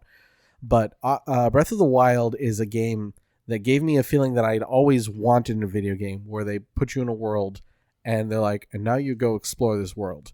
you will eventually get to your goal by exploring. And we all have our different Breath of the Wild stories of like, what did you discover that really like blew your mind? And for me, it's a very simple thing, but I remember like crossing over this ridge and just seeing this gigantic decaying bridge, and it is the bridge into the bridge ridge, Terabithia. Ridge bridge, into the Akala region. The one that I thought was called Akala until wait, it's Akala? And Hyrule Warriors, Yep. They all pronounce it Akala, which doesn't make any sense to me, but okay. That's apparently what they were told to say. Well, so. I said Kakariko for a long time until I was told it was Kakariko. Yeah. But yeah, and it's just this bridge that was too high for me to climb, but I did it anyway. I don't think I had the Because it wasn't raining. Rivali's Gale yet, but I just did everything I could to get to the top of this bridge. And you get to the top of the bridge, and there's this citadel just beyond it, and it's like, oh my god, like I had no clue that anything like this was even in this game. Hey Chris, how do you feel about weapons that destroy after a while? I'm fine with it. How do you feel about people that aren't fine with it? I think that it's fine for people to not like Yeah. it. But I think that it's overblown, the problem with it. It can think be the frustrating when you run out Right. of weapons. I think the problem is that there's really no gauge to it. You know, I think that if you could If your actually warning see- was earlier than when it's Yeah. got like one hit left. Yeah, I think that if like you actually could, my tweak to it would not be to get rid of it, but just to, you know, have them like physically decay as you're using them, so you realize, oh, this one's starting to get a little weak. I think my problem with it, and maybe I think Peaches, if I'm going to think of anybody else that maybe has the same problem, it's going to be him. My problem with systems like that is that I will save the good weapon until I absolutely need it, and most likely never use it. Use Yeah. it. Right. Because I will never find Right. the time that is the correct time to use the good weapon. So I feel like I don't actually get to use the good Yes. weapons Well, that's in a the common game. like It- RPG problem. Right. Yeah. It in is. general. The game is going Item to hoarding. force you, unless you're unwilling, like you need to not become emotionally invested in this weapon and Right. just use it. I think Because there's then the game just throws weapons at you. You're always going to replace that weapon. Yeah. I feel like the Here's- first time I encountered that was in playing Super Mario RPG. There's an item called Rock Candy, and if you use it, it does like 200 damage to every enemy on screen. And I held on to those so much. I was Here's- like that when I was younger. Here's how I would have done it, and I don't know if this would improve or not. I don't know how it would affect every aspect of the game. I would, like you said, the more I use a weapon, maybe it starts doing less damage and less damage until it doesn't do any damage at all. Then it's considered broken, but it does not blow up like it currently does in the game. You can take it to a blacksmith. There could be blacksmiths in villages all across, or at stables all across the game, and you could say, for this many rupees, repair this weapon that I like.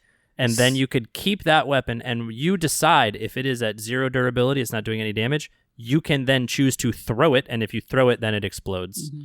So I don't know that would necessarily break things, but I do think it might potentially run into you lose the main exploration reward of that game is finding weapons. And Sure. so once you're just like, well, I've got a full inventory and I'm just going to hold on to these until I get them repaired. No, it'll be Then- expensive. Then I think you start losing that reward. It'll be more expensive based on the quality and damage of that weapon. If It you also- hold on to a royal broadsword, and I've got 70 damage on this royal broadsword, yeah, that's going to cost you 1,000 rupees to repair that. I also just really liked, and your solution wouldn't necessarily break this, but I really liked that game forced you, like you don't just pick, I have now found my favorite / best weapon, and this is what I will use. It forced you to like, nope, it's gone, find another one. Yeah. Forced you to use the different weapon styles, forced you to sometimes have to think about how, and again, your solution wouldn't necessarily break this either. Force you to have to think about, how am I going to approach this combat? Because I don't necessarily want to damage this weapon, or I don't. The more different kinds of weapons you use, the more opportunities you find to use them. Like my strategy with the Hinox is to put on my barbarian armor, which buffs your attack, and maybe do another thing that buffs your attack, like eat something, and find the best spear-based weapon that I have, sneak up to it, charge it up, Yes. and then Yep. just jab it a million Works really well. times, and it'll die before it actually gets a chance to wake up. And using the spears, I think when you're on horseback is great too if you're fighting other enemies that are on horseback. Now, if this were Elden Ring, every fanboy online would be like, "You're playing wrong." Yep, Correct. You have to let the Hinox wake Correct. up. You have to take all your armor off. You have to Correct. use the dull end of the spear and hold the pointy end. Yes. And Which if it looks at constantly you, does you die. damage to you. So it's time for my recommendation. And Robbie, I know you've played at least one of these games so far, and so I've been playing them, but I've been playing the Middle Earth Shadow of series. So I played Shadow of Mordor a few years ago, loved it, and then I've been just recently, like as in like a week ago, started playing Shadow of War. And to talk about these games, I really need to talk about the inception of Lord of the Rings. So let's start off with. Are you making fun of me? So back in World War I, Professor J.R.R. Tolkien. So for those of you that don't know, the Shadow of War series is another game. It was the first game made by WB with a lot of similarities to the Batman Arkham series. Yeah. In the Lord of the Rings universe. And so you play a ranger whose body has been inhabited by a ring wraith. I guess he's just a wraith. He's not necessarily a ring wraith. Technically he's the ring maker wraith. Whatever. Doesn't matter. Spoilers. His name is Celebrimbor. Bless you. And he is the ring maker. He is the one who made all of the rings. He's going to be a character in the new Amazon show, right? Mm-hmm. Right. And so is Pretty Sauron. And Eminem Sauron. And to be fair, the in Shadow of War in Mordor, Pretty Sauron is in that game. Oh, he's not interesting. like a character. He's more in like flashbacks and stuff. Oh, okay, yeah. But those games, they do two things really well. One, the combat. I feel like that flow, I forget the way they call it, free motion combat, forget exactly the way that it's called, is a very underutilized combat system. You've got it in the Arkham series, Yeah. Spider-Man, and this game, and that's it. Mhm. And it feels like one that you could add into a ton of games, Yeah. and it would work. It Rhythm-based works combat. so well in Yeah. the Spider-Man games. Yeah. and it And works. Arkham as well. Yeah. It works really well in Shadow of Cool. in Shadow does. of Mordor and Shadow of War. The second thing that it does, and it is patented, so literally no Yes. other game can do it, And it's frustrating that it's patented. because it's so cool. It is the Nemesis system. Yes. And it is the Oh, yeah. system in which any enemy that you fight can basically become your nemesis, and you can like have relationships with the different. Not relationships is a weird word, but follow me here if you can.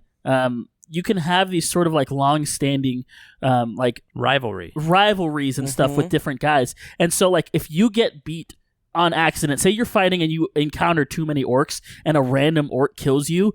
He can then get promoted to a captain, and he'll show up again, and he'll be stronger. Mhm. Or you can kill one, and then he comes back. You like cut off his arm, so he comes back, and he's got a metal arm now, and he's like, "Ryder, you killed me once, but I'm back again." And they always say like really, they've got that fun, orc accent, Yeah.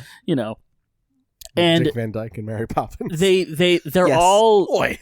it's like almost like they're all procedurally generated, but they all have like different voice acting personalities. They all have different weaknesses and strengths, so you have to like combat them differently.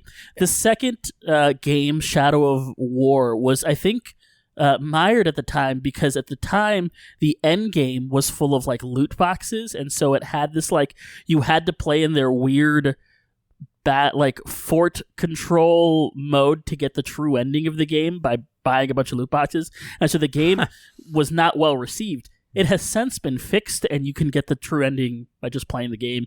You cannot buy loot boxes in the game you can't buy them with real money anymore. So this was not the MMO. I thought you were talking about the MMO at first. Oh, No. This is the action. Sure. This combat is. game. Do you remember when you lived with me for Christmas and I spent all day playing a computer game? Yes. It was this. That's how This I is remembered it. the Nemesis thing, Yeah. because Yes. you told me about Yeah. it. And it is an incredible system.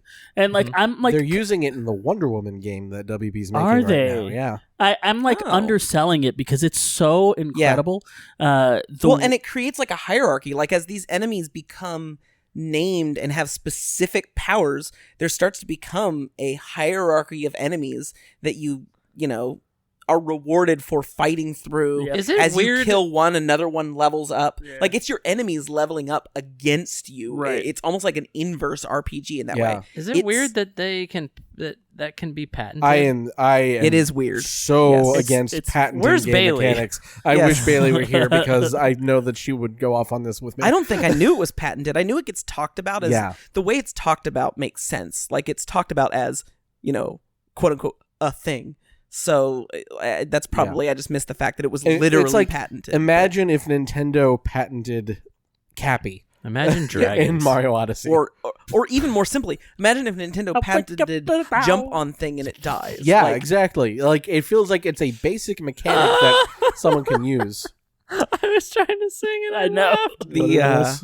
But yeah, no, I mean, it's hard. It's not so much that I think you're underselling it; it's that I think it's almost kind of hard to describe It without is. playing it. Well, and it's one of those games where the reason it's so special is because you're creating your own stories Yeah. with Correct. this Nemesis system. Correct. You are developing this relationship with these other orcs that no one else is doing. Your game is unique to you because Right. of the experiences you're having and when you have died, when you have killed these orcs. So my issue with Shadow of Mordor ended up being similar, I think, to the things that I was just saying about Wind Waker, which is, again, I actually did like it, but I think it peaks early. Like, early on, the Nemesis system is so cool and so clever, and as you're learning the combat and as you're exploring the map, it's so cool. As you get towards the end of that game, the Nemesis system stops mattering. It's because they end up picking a nemesis for you. By the end, the one that you've interacted with the most becomes your he becomes part of the story of the game. Mm-hmm. And so they'll be near the final battle, they'll be like, here's your champion, here's our champion to fight against you, and it's your nemesis, the guy that you've been seeing throughout the whole game. Yeah. But it stops early on, or through the first half or so of that game. Your time is going to be taken up by dealing with these orcs, these named orcs and their ranks, and then towards the end of the game, that just you start to get OP, so you start to just slaughter them, and B, it just becomes less important, and then the game kind of peters out. It doesn't have a final boss. It has quick time events, and the final boss is really bad in that game. That's a I will bummer. admit and that. so it's weird that it is a game that is worth playing, but it does not end on a high note. It's great early. It's such a bummer when a great game has a lackluster final boss. You're just going to say quick time events. Well, and this was a BioShock time. is an example I could think of. Well, and this was definitely the time in history where, for whatever reason, developers were thinking bosses are bad. Let's not have bosses. And I don't know where that came from, but I think part of it is because it is difficult. Maybe that is the crux of those free motion games. I think at the time it was difficult to think of a boss that works well in that system. Yeah. And I think the Arkham games, especially the Arkham games that had come before it, were good, but also it was a little difficult to find a boss that works in that system. So they just have to throw a bunch of mooks at you, and then you fight the big guy, and then they throw more mooks at you. Right. And and that's actually probably an excellent point, because, and I also think some of it, not so much with Arkham or with Shadow of Mordor. I also think part of it is as games became more like a story, more like a realistic experience, it starts to become, bosses are weird. So getting back, FromSoft is often credited with the revitalization of bosses in games, but I think a lot of that is, to your point, because their combat system works really well. Right. Here's a giant thing, you it's just gotta hit basically it till it dies. designed to fight bosses. I think Metroid, another good example of a game that thrives on having great boss fights. Yeah, that's Hades has great boss fights. Yes, Hades is another one. has Look at what we fantastic accidentally boss did fights. here. Cuphead. Oh, yeah. Cuphead almost nothing but boss fights. is and it's entirely amazing. fantastic boss fights. Well, and also more popular in Japan until recently. It became popular in the US. But also Monster Hunter is basically just boss Monster fights. Hunter. Oh, yeah. Monster Hunter at its Great core example. is basically just a boss rush game. Uh-huh. So I do want to mention Shadow of War. Like I said, it was not well received when it came out because of some issues it had with microtransactions. Those have all been fixed. That game is very good, Yeah. and I would say you should play those games back to back, because it basically picks up right where this first one left off, story wise and combat wise. Like, you have a lot of the abilities. Like the first one, you are dealing with small groups of orcs and you are taking them down. This one, it almost feels like it continues on, because you are immediately thrust into very large groups of orcs. You are dealing with fortresses. You are dealing it is a continuation of that game in every sense. and it is very, very cool. It also expands the nemesis system. The orcs now can like betray each other, and they can like climb ranks by being sneaky. You start like you eventually get this power where you can make an orc army of your own. So these guys, these nemesises, you can then like bring over to your side. Like I'm not gonna them. Yes, and I'm not gonna. There's an in-game reason why it makes sense, and I'm not gonna say what it is because it's kind of a spoiler. But with this thing that you get, you can then bring orcs to your side. So you eventually have an orc army, but those orcs, including the captains that you recruit that are like the nemesis from the first game, can betray you. And so it creates this really fun, interesting system. Also, the orcs, and this has been a thing in both of these games, the orcs in these games have such funny personalities. Yes. Yeah. They're all so wacky and fun. They've all got those like funny accents. You know, we got the little like goblin looking orcs that are like, "Oi, why'd you do this to me?" And they've got the like the really high. Had nothing but maggoty bread for 3 full days. And they're so funny. And that's where the game is at its strongest, where you're just playing it and you're fighting these orcs and you're just like making your own game. It is significantly stronger narrative wise, except the fact they made Shelob hot. So that's what I was going to talk about. So I have Shadow of The War, spider? and I have want not to played it yet, go but I will. now. Yeah, So hold on. They what's her name? What's the one from Fantastic Beasts? Nagini. They Nagini'd her. Oh, okay. Yeah, it's really weird. So that was one thing I was going to say. I think Eduardo and I are the only Tolkien nerds here. Yeah. So I will warn anyone who's listening to this recommendation and is a Tolkien nerd. If you're one of those people that needs something to stick to canon, no. This is not the game for So you. Shadow Okay. of Mordor played a little bit loose with the canon, but mostly it just kind of filled in some gaps. Mostly it just said, this was never explained, so we can go ahead and have Celebrimor become a wraith. Like, no one ever said otherwise. Then Shadow of War, I have not played it, but I went ahead and watched all the cutscenes one day. Shadow of War just goes, you know what? Nah, we're just going to do our own thing. Yeah. I personally, that's fine. It's not the movies. It's not like... Yeah, I think that's fine I as a just spin-off like game. living in the world and just accept it as this is a spin-off. It is 100% not canon. Don't care. But I definitely know that there are some Tolkien nerds that anything that ever contradicts anything that J.R.R. wrote, they're going to have a problem with. And so game's probably not for them. But Eduardo's right. Shelob turns into a hot girl and talks to you and hits on you. Yeah. Madam It's Web. very scary. I am uncomfortable. and I get real conflicted feelings from playing that video game. I'm more uncomfortable. Did you guys know there's a Gollum game coming out? I did. I did Yes, hear that. yeah. And so, what I find That looks really interesting. cool about the Gollum game is that they are not taking any inspiration from the movies. They are all of the art, everything is being gathered and being created directly from the books. And while they will still have some inspiration, because it is very hard to sort of remove that imagery from your brain, it is not going to be like Shadow of War and Shadow of Mordor are in the style of the movies. They are basically the movies if the movies had an extra spin-off video game. Mm-hmm. Whereas this new Gollum game is going to have the art and everything, the direction of it is going to be a lot more focused on what they said in the books. You know, that's interesting, and I wonder how similar it's going to end up being. Just because I haven't actually read Lord of the Rings, but I did read The Hobbit when I was in middle school. Oh, I forgot about the other one that's really cool that's coming out. No, continue talking. I'll talk about this in a second. Okay. But yeah, I read The Hobbit in middle school before the movies, Lord of the Rings movies came out, or at least before the second one, because I read it before Gollum had actually been in the films, and Gollum in the movie at least sounded almost exactly like what I imagined Gollum sounding like when I read the book. I thought they did a really good job of plucking the character from the books and dropping him in the movies. But I'm really interested to see what a different take on it, especially when that film character became so iconic. They're also creating a 4-player survival game based off of rebuilding the mines of Moria. So you will play one of 4 dwarves, and you will go and try to survive in the mines of Moria. Rocket Stone! Exactly. For Carl! but literally in Lord of the Rings. No, wait, I want that.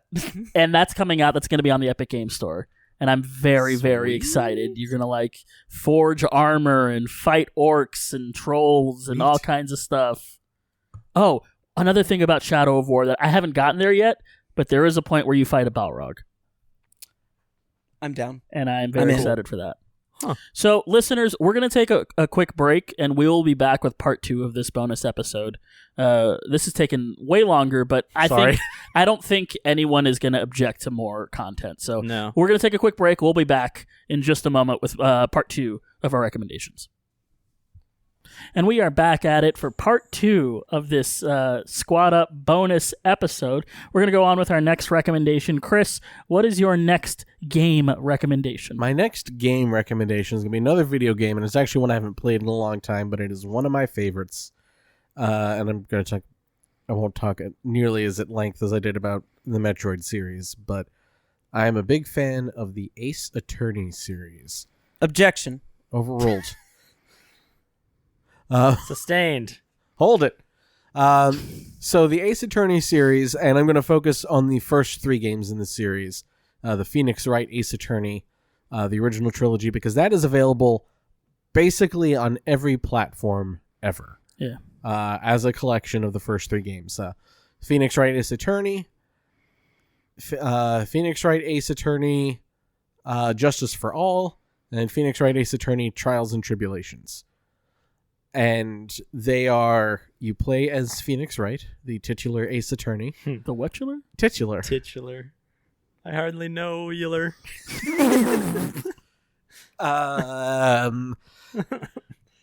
He is a defense attorney, and in each, it's episodic, and I guess it's probably best described as a visual novel, although there are a lot of kind of puzzle elements to it. Puzzle elements, you heard me. And you'll take on a case, and there will be investigation phases where you will actually go out to like the scene of the crime, and you will look for evidence, you will talk to people, and then you will then have a courtroom segment where you are cross-examining all the witnesses, and you have to find the inconsistencies in their testimony. Like, they'll say something, and if you have a piece of evidence that contradicts it, then you can object and present that evidence, and then you will get more information, and the goal is that you will eventually Perry Mason it and actually get the real criminal to confess on the stand. So it is a lot of fun. It's very funny. Like, the games are really funny, really weird, wacky characters, but also there are some really emotional moments in all the stories as well. And the music is just phenomenal. Great soundtracks, all of those games. And there have been many more sequels. I don't even know how many we're up to at this point, but some like 8 or 9, I think, plus a crossover with Professor Layton. But they are just a lot of fun. And like I said, they're available on mobile, they're available on Switch, PlayStation, Xbox. They were originally released in Japan on the Game Boy Advance and then re-released on the DS in the United States. And now you can, like I said, just get the whole collection of the first 3 games on basically every system. And just a lot of fun. I really enjoy them. They're really unique games. Very different from any other game that I, typically play. And, it's fun. It's kind of a fun logic puzzle, investigating these crimes and trying to find the contradictions, trying to remember what evidence you have that will prove your case. And it's just a lot of fun. Remember when they added Phoenix Wright to Marvel vs. Capcom 3? Yes. It's also really fitting that you talk about Phoenix Wright right now, because we just came back from a lunch of delicious burgers. Okay, so the joke there, for those of you at home, is we actually had and sushi. Peaches. And peaches. We actually had sushi for lunch. Now, the games very clearly are set in Japan. When they localized the first one for the United States, they changed it so that it was set in California. Every reference to sushi in the original script was changed to burger. But as the games went on, it became harder and harder to justify that this was actually happening in the U.S. Because, like, in the second game, you go to a very Japanese village on top of a mountain where this family of psychics live. And it's just hilarious how obviously Japan it is and how much they do to make it sound like it's the U.S. So that's a fun thing. Why would they need to change the location? because companies Not all are gamers weird. Weebs, Peach. Yeah, they I think they thought that it would appeal to more people if it were relatable to Americans. Yeah, like Phoenix Wright, attorney. Almost did certainly an executive level objection, decision, not a Absolutely. creative Your decision. Honor. It's like California. He's a spiky-haired anime lawyer. I had some mean, burgers. it's like you're not gonna trick anybody into saying, "Well, this is American. I will buy it." do you not like my California accent, bro? What do they want? Do they want people to think it's an accurate representation of the American legal It system? is so not an accurate. I believe it's actually a slightly more accurate representation of the Japanese legal system. Like, not exactly, but their investigations are much more prosecutor-driven over there, I believe. So yeah. in this game, when you're like confronting people and you find out they're lying because you retained information that you read, how do you go about accusing them of anything? Do you have to type in a prompt, or is there like multiple choices where you can be like, you're lying, you're telling the truth? All right, so they're I'm over here. They will I'm dead. go through their testimony, and like it's in little segments. Like they'll say something, and then you scroll through to the next thing that they say, push through the next thing, and so on until it ends. And you can, I think they call it push on any of them, and like question them on something, and they will give you more information. And if there's a contradiction, you can object by presenting evidence. And back on the DS, you could actually use the microphone to yell objection. Oh shit! Which is very cool. And how reliable is that? Because remember earlier when we were talking about the Zelda DS games, Spirit Tracks had, and this is actually why I didn't finish Spirit Tracks. This is the reason. That and that it wasn't a good game, but I was gonna brute force it anyway because it's a Zelda game. Spirit Tracks had a mechanic where there was there was a pan flute as the magical instrument in that game. Is there a bisexual and you had to flute? actually play the pan flute by blowing into the microphone. And it was so touchy and unreliable that it made the game I feel like WarioWare unplayable. did stuff like that. It did, and it did it much better. Yeah, Yeah. the WarioWare games are actually good. Yeah, I think the problem with the pan flute is that you had to like somehow blow into this while also making sure you were on the right. Do you guys too remember much. the Guitar Hero for the DS? Yes. The one that would snap yeah. to the back of it, and then you had a little stylus pick? I didn't trust myself with I, that shit. I remember that. I don't think I ever played it, but I remember No. that. So anyway, how reliable was the objection yelling? Reliable enough. Okay. But there was also a button option if you weren't in a place where you could actually yell objection like a at your button DS. option, dude. I don't know. Cha. I don't know what bit you're doing, to be honest. Like with you. Peaches with Metroid I'm Prime. I'll always sounding take like the a button Californian Why? because that's where Phoenix Wright, an Ace Attorney, is set, bro. Have a burger. Yes, the famous California saying, "Bro, have a burger." Put an egg and some avocado on it. It's better if you get it animal style. That is what they say in California. Do you want some stale fries, my guy? I will defend the animal style, though. I'm a big fan. Oh, me too. Me too. Peach, what's your next recommendation? Oh, we're moving. Okay. Yeah. All right. I'm moving on from video games because this is a podcast, a bonus podcast about games of all kinds. Hey. And the second thing I want to recommend is a board game. I just, if you're listening to Assembly Required, I think that's really the only way you'll get here. You may remember in the last episode or so, I talked about how I'm moving and how it's been very stressful. You also talked about this board game. I did talk about this board game, but I'm going to elaborate on it. So I've been moving. It's been stressful. And the thing that everybody does when you're already stressed about money Everyone. is you just buy more things with the money that you probably don't have because you have to buy a couch and movers and Trash can. internet and a trash can.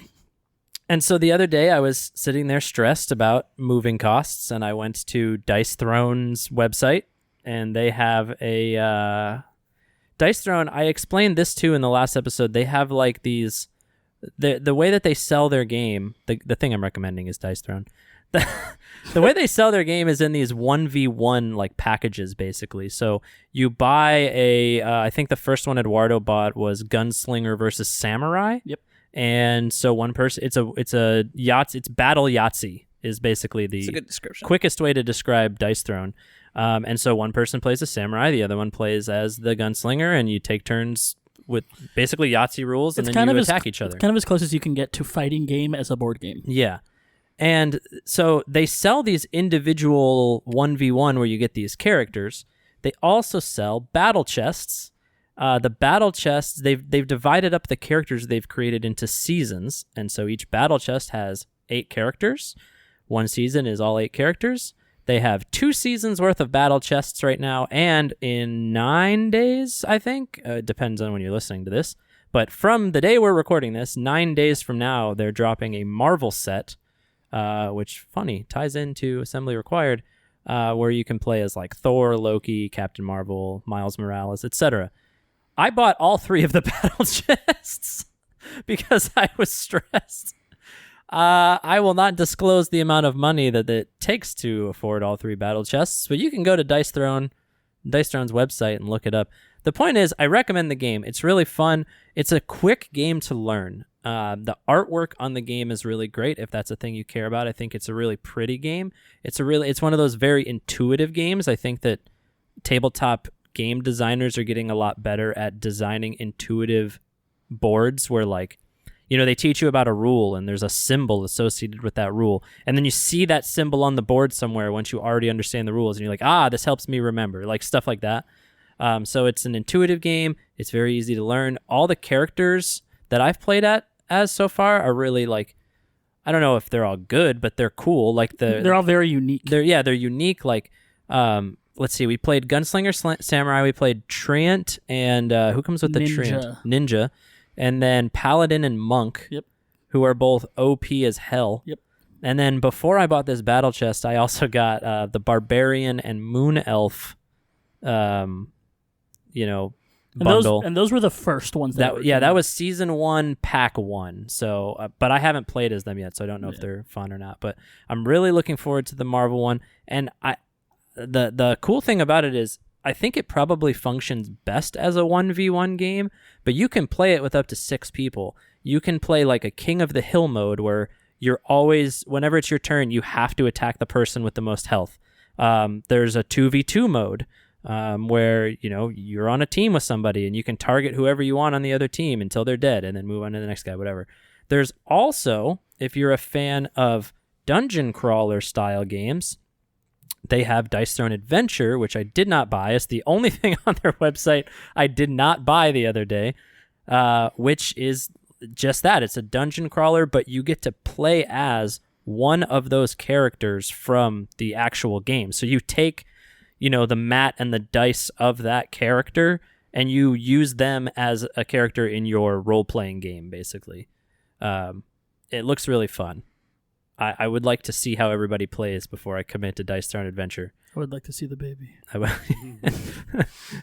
But I think it's really fun, and if you just want to you don't have to go crazy like I did and buy, 3 different battle chests. If you just want to get one of the packs that comes with 2 of the characters, it's like $30. Well, and it's like a really good game for 2 people. I find that games for 2 people are kind of hard to come by. They are very few and far between. You can talk about Seven Wonders Duel is probably like the pinnacle of like a 2-player game. But besides that, like a lot of these games that like market themselves as 2 to however many players, it doesn't really mean 2 to however many players, because if you play it with 2, it doesn't the mechanics don't work the way they're supposed to without 3 to 4 people a lot of the times. Yeah, a lot of games too will have like, if you have 2 players, use this rule variation. Yes, but they don't like those. Yeah, they almost that's don't what Seven Wonders make up was. enough. That's why they made Seven Wonders Duel, which is a good solution. Yeah. They typically don't do enough to make it feel like a competitive enough thing. I don't know. Not to distract from Dice Throne, but I'll tell you, there's a TikTok that's Games for 2, and it is just reviews and advice for games for 2 players. We found a lot of good suggestions on there. Mm-hmm. Yeah, maybe there are more good 1v1 games out there now, but it feels like there didn't used to be. It was like Duel was like the only thing I cared about. It used to be a serious problem. It's a somewhat recent thing. Fixing that. But no, I highly recommend it. Basically just Twilight Struggle. And like I said, you can't really go wrong because it's like $30 for one of the packs. So get some characters, try them out, and if you hate it, you didn't really lose that much. Just $30. Just $30. It could have been 400. Well, and it's like you said, it's a really easy game to pick up. They have these so you play with a set of dice, you have a deck of cards, and then you have this like game board. And as you're playing, you're drawing cards, and the game board has like slots almost, like different panels, and your cards sometimes can upgrade. Like your panel tells you what to do and like what your character can do, and you can upgrade different parts of your board by laying the card on top of the last move. It'll have like upgraded moves of yours that you can use to upgrade your board. I guess I could describe how it is like Battle Yahtzee. You know, you're rolling up to 3 times, right? You keep the dice you want to keep, and then the move that you use against your opponent is just something that corresponds with the result that you rolled, right? There are like symbols on each of the dice as well as numbers. So if you roll all 6s, that is like you do that character's ultimate move. Like it hits for a lot of damage, it can't be blocked, it does some special stuff. Mm-hmm. Or maybe you don't roll that well, you roll like a small straight. Okay, what does a small straight do? It's different for every character because it's not one of those games where it's a bunch of different characters, but they all play the same. Everyone plays completely different. Yep. They all have a unique set of moves. You know, the Treant moves are different from the Paladin moves. The Treant was crazy because he's got like these like tokens that like level up, and they're like little sapling guys. He was a complicated hero. Yeah, I don't. Though. So I must have. Did you play Treant or did I play Treant? I played Treant. I was Ninja. Yeah, because I wanted to play the Treant. I don't remember that game. Yeah. I was the samurai and I was the paladin. Yes. Yeah. But no, you were the gunslinger. I was the samurai. No, you were the gunslinger. I was the gunslinger. Yeah. You slang the guns. Yeah, I'll be slanging, bro. I'm really looking forward to that. Why did that make me uncomfortable? Obviously, we're Marvel fans here, so I'm very much looking forward. And I want to play like every single one of those characters. I wonder how they all work, but like I said, Thor, Loki, obviously, really cool. We got Miles Morales coming in and Captain Marvel, the other 2 I already said. Nice. Doctor Strange and Wanda. Ooh. And then Black Widow and Black Panther. Yep. So all really cool casts. I want to know how they play. I don't know when I'll get it because, like I said, 9 days from now is when it drops. I don't know if I'll actually receive it in 9 days. Like based out of the U.S. Yeah. Not in the U.S. They are outside of the U.S. That's it. I like Dice Throne. One day we'll play that. Robbie, people that aren't Eduardo and I. Robbie, what's your next recommendation? Speaking of games that are good for 2 players, so I came with a board game too. This is not really off the beaten path. This is a game that's become so successful it's fairly mainstream now, but I'm going to recommend Wingspan if you haven't already played Wingspan. Wingspan is a board game where you thematically, and as I think most people know, thematics are not necessarily what I care about, but thematically what you're doing is you are putting birds in a bird sanctuary. Mechanically, it is an engine building game where there's a big old deck of different birds, and it's American birds. They're all very, very pretty artwork. They all have little facts about the birds on them. But it's a big old deck of birds, and what I really like about it, and this is also something a moment ago I mentioned Twilight Struggle is a good 2v2 game. Similar to Twilight Struggle, it is a big deck where every card is unique. Now, some of them are fairly similar, but there's a small difference here or there, either cost of card or points on card. But all the birds have different powers. And so, you play the robin, and the robin, I don't remember, no one quote me on this, but the robin, gives you extra food. And then there's birds that give you points and birds that give you all sorts of things. But so what's going to happen is on your turn, you can play a bird, or you can activate one of the locations in your sanctuary, which is there's the forest, there's the field, and there's the wetlands. And some birds can live in only one of those locations. Some birds can live in multiple. And as you play those birds, you start to build an engine. If you've never played an engine building game, what's happening is what you're trying to do is you're trying to put together parts that when you take a turn, several things happen. So when you start the game, you're not able to do much, but eventually you might be able to turn your wetlands into, every time you take a turn in the wetlands, you get a bunch of cards, you get a bunch of food, you get a bunch of points, you get a bunch of eggs, which are a currency in the game, and it makes it, essentially, it's efficiency the game. So I like it. But it's really, really fun. I really like the different, the way it plays differently every time, because there are some optimal strategies, but you can only do so much to get to the optimal strategy because you have very little control over what birds you're going to end up with. And you don't have enough turns in the game to kind of hold out for the best bird. And there are some birds that are better than others, but you don't have the ability to wait for them. When you are drawing birds, there are 3 birds available, so you get to see 3 that you can pick from. And then there's a blind stack, so you can pull from the top of the blind stack. So you can go blind if you want. But for the most part, what you have to do is you have to adapt, which is I really like games that make you adapt to what you have rather than allowing you to kind of lay out the strategy you want. And it forces you to think through, this is what I've got. I'm not going to waste turns trying to get better, so I got to figure out how to make the most of what I do have. And I really like that. It makes you think on the fly. It's a bird game. Didn't even mean to. That's great. Nice. You have to be able to wing it. Yes. Yeah. So it's less a game. Choke the chicken. It's less a game about strategy. It's less a game about strategy, more a game about tactics. It scales very, very well. Aluma Wuddy? So it's Wrong great show. with two. It's great with 2 players. It's a fairly short game, especially once you know what you're doing. It moves really quickly. You end up taking, you take 26 turns in the game, no more, no less, and so it ends up going pretty quickly. Again, especially when you know what you're doing. Gorgeous artwork. Very, very, very simple to teach to your friends. So it's a game that has a lot of deceptively deep strategy, but also it will take you like 5 minutes to teach the people you're playing with. That's another intuitive board, by the way. Yes, it's an extremely intuitive board. Yeah. Oh, it's great. So the design of the board is just so smart, because what's going to happen is on your turn, you're going to activate everything that's in, like you're going to pick something you're going to do. It's going to either play a bird or do something in one of those locations. So the wetlands gives you more birds. So when you play in the wetlands, you draw cards. The grasslands gives you more eggs, and the forest gives you more food, which is your currency for paying for birds.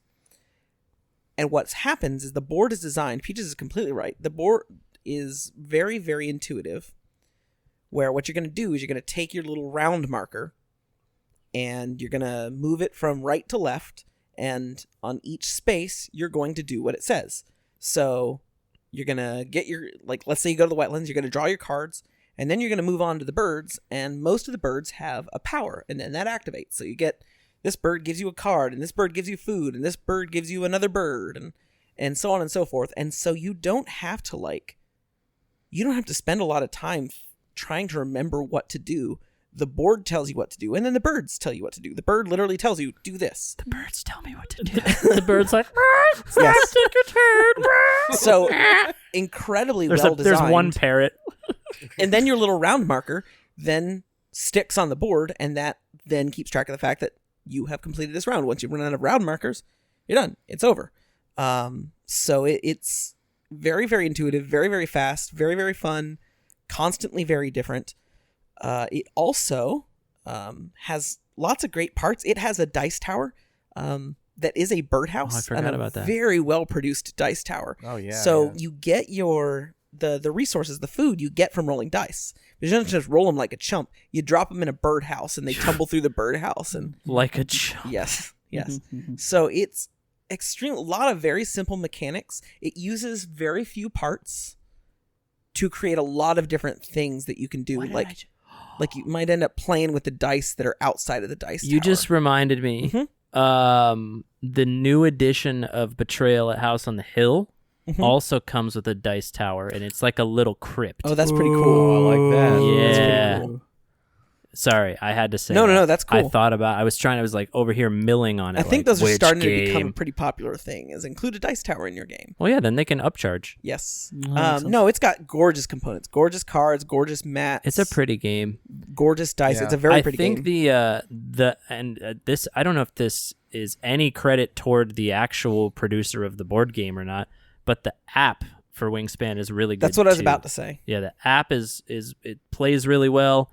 You can do a bunch of games in a small amount of time. There's like achievements in that app too. Like there's like lots of stuff going on. You know, the one thing that I don't like about Wingspan, and this is not exclusive to Wingspan, this is every engine building game, is there's got to be some universal rule in the board game Illuminati where they're like, okay, you're an engine building game, just play and we'll decide when the rules say that you can't play anymore. And they're like measuring how much fun you're having. And right at peak fun, they're like, all right, that's the last round. Game's over. So every time in every engine building game, it's like, I finally have something cool going. Right. Next turn, the game's over. Yeah, it reminds me of Agricola. Like, Agricola is like just when you've gotten your head above water and your family is okay. Okay, game's over. Yeah, like just let me play one more round. Come on.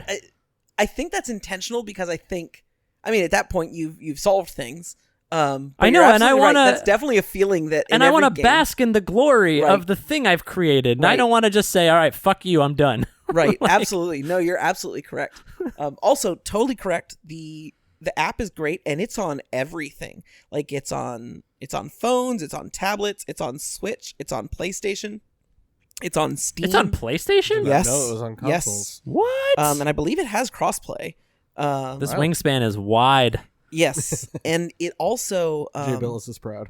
it has asynchronous play. So if you're playing it on the app, you take your turn. It gives you 72 hours to complete a game, and you just take your turn when you've got your phone, and then wait on other people to take the turn. Occasionally, I find it a little bit hard to remember. Like, wait, what was I doing? But you can take a moment and just kind of look over what you've got, and you'll remember. So right now, I usually have like 3 or 4 games going at a time. One of them with my wife.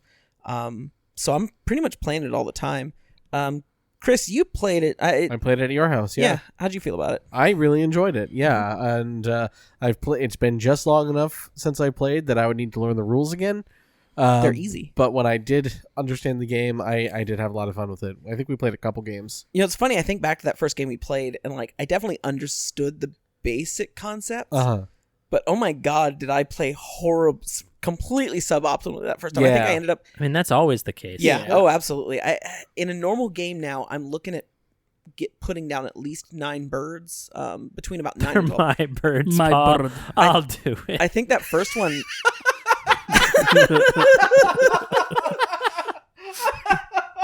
I put down 5 birds today. I think that first one. Poor birds. I think that first one I only put down like 5, and I never considered like birds that synergize well and play off of each other and like. But yeah. Anyway, Wingspan. Not really going out on a limb because it's been popular enough. You can find it's like I think it's a top 20 game on Board Game Geek. You can find it in Target. It has managed to be not only a game that appeals to board game nerds like me, but also a mainstream audience. I had multiple people recommend it to me, like in a very short span of time when it first. A short wingspan of time. Yeah, It's for a good cause. cause. Thank you. And you have not played it, right? Hey, I have. Gloomhaven. Okay, good. Gloomhaven is number 1. It is. The game that Eduardo is going to say is number 4. Number 4. And Number Wingspan is number 24. Nice. Which is still Right below Terra Mystica. Terra Mystica still holds Oh my strong. god, that's another game I would recommend. Yeah. That's 2 of my favorite. Dominion, Terra Mystica, and Wingspan probably. Other form, games like, my we've 3 already favorite talked games. about. Seven Wonders Duel is 19. Mhm. Wow. And that's Where's all we talked about. where's Twilight Struggle? Because it said Twilight Struggle. It's gonna be high. It used to be number 1. Twilight Imperium is 6. Not Imperium. Twilight Struggle is 14. Okay. It was 1 for so long. There's been such a surge in quality board game design. There's been such a Mountain Dew and game quality Like- design. Like you can look at that list and that Like, I'll bet you the top 30 of that list is almost exclusively games that came out in the last 10 years. 10 years probably. Yeah. I don't know. There's just there's so many good games on this list. And if you're listening to this and you are not sure how to like find quality board games, Board Game Geek's rankings are actually pretty like there are not bad games that are highly ranked. Now you got to kind of learn what mechanics you like and look into like just because a game is highly rated doesn't mean you will like it. Learn what mechanics you like, but if like you're looking for I want a good engine building game, or I want a good worker placement game, or I want a good 2-player game, you go find the highest rated one on Board Game Geek that fits the mechanics you're looking for, and you've probably found a great game. Let me tell you something. I look at board games completely differently than you do. I go, this looks fun, and I buy the board game. This looks pretty. I want it. That's what happened with me in Dice Forge. I saw Dice Forge. Oh, yeah. I was at, and Dice Forge is not Dice Throne. It is another dice building game. But I saw that one at some, like, it was like a comic store, and I was like, this looks fun. Like, I kind of want to buy this. It looks cool. And I bought it, and it has become my favorite game of all time. So, board game, that is. But that's not what I'm going to be talking about today. Today, I'm going to be talking about a game that its predecessor is currently number 1 on Board Game Geek. And it is number 4, as Peach said. It is Gloomhaven Jaws of the Lion. So, for those that don't know, Gloomhaven is a very, very, very large cooperative campaign dungeon crawler where it's very close to a D&D campaign or an RPG that you're playing, but there's no DM. The game is telling you what to do. So much more structure. It is very structured. Makes Peaches happy. But there's still a lot of freedom in which you get to build your character. It's very RPG. You've got like item slots where you can put things in. I want to talk about Jaws of the Lion because Jaws of the Lion does a really good job, one, truncating that experience and kind of cutting out. I don't want to call it bloat because I think it's a feature, not a bug, but it cuts out anything that it doesn't consider necessary, and it creates this incredible package in a such significantly smaller form factor. In the original Gloomhaven, you've got this big book, and like we had to get an accordion folder for all the tiles. They're all like alphabetized, and you kind of like make the battlefield. In Gloomhaven Jaws of the Lion, the board and the book are the same thing. You just play on the book. And it makes it so much faster to set up and take down. It is insane. I still can't believe that we went tackle box shopping. It's incredible. So, also my favorite part of that, you guys were there, but for those who were not there, is we went to Walmart to shop in tackle boxes to get stuff to store our Gloomhaven parts in. And so we're sitting there looking at tackle boxes, and there was a moment that like Peaches and Eduardo were like, looking at the tackle box like this one looks right, and I noticed that there's some this is in rural Central Florida, and there are, or I guess suburban Central Florida, but there's some middle-aged men walking past us looking at shopping at tackle boxes, and I can definitely tell that they're looking at like, you know, hey, look at these guys getting ready for their fishing trip. And I'm just thinking, I'm not going to say it, but no, we're looking for parts for our board game. We're looking for storage. It's just wild that it has that much. Yeah. Gloomhaven is really cool because the gameplay is incredibly varied. Mm-hmm. It's very like RPG, like turn-based tactical RPG. Think like a Final Fantasy Tactics kind of a thing, but as a board game, and each of you individually control a character. In Gloomhaven Jaws of the Lion, there are only 4 characters. In the regular Gloomhaven game, you have, I think there are like 20 characters. There's a lot. You start with 6 and then you unlock the others. Right, you unlock more and more characters, and you kind of retire characters as you go through the campaign and like bring in new characters and stuff. In Jaws of the Lion, you don't do that. You just have those 4. I'll have everyone know that Jaws of the Lion has a place for almost everything inside the box. Okay, I'm buying it. It's incredible. It's a very nice box. It's also still quite hefty for a board game that is a truncated version of another board game. Mm-hmm. And so the way you play the game is you have like a deck of cards, and you always have all of your cards. So you start off with every single card in your whole deck. And when you play your cards, you play 2 cards, and the cards are like split in half, and you choose a top side and a bottom side of each one of the cards, and that's the one that you play, and then those move your discard pile. Then once you've run out of cards, you can either take a short rest or a long rest to then get your cards back to continue playing. It's very D&D RPG like. It's got a lot of that. We haven't reached a forked path yet, but in Gloomhaven, the base game, we had reached a couple forked paths where we could choose to go to different places. We could choose to do like side quests to get extra experience and money, and would unlock other items and other things to do in the game. It's just a really fun cooperative thing, and D&D is incredible, and some of the role playing you can do in D&D is kind of irreplaceable in that regard. But if you want just like a game where you're going, if you like the combat of D&D and that's the thing that you like, Gloomhaven is a wonderful kind of it's like a wonderful version of that, of just the combat, and still a lot of that world building and story, but a lot less of the role play, and a little bit more structure. I prefer it entirely. We know. I have something that I wanted to say about it, and it's slipping my mind right now. I need to play it. One thing I really like about it, and I don't know how many other games can do this because it just doesn't make sense for them to.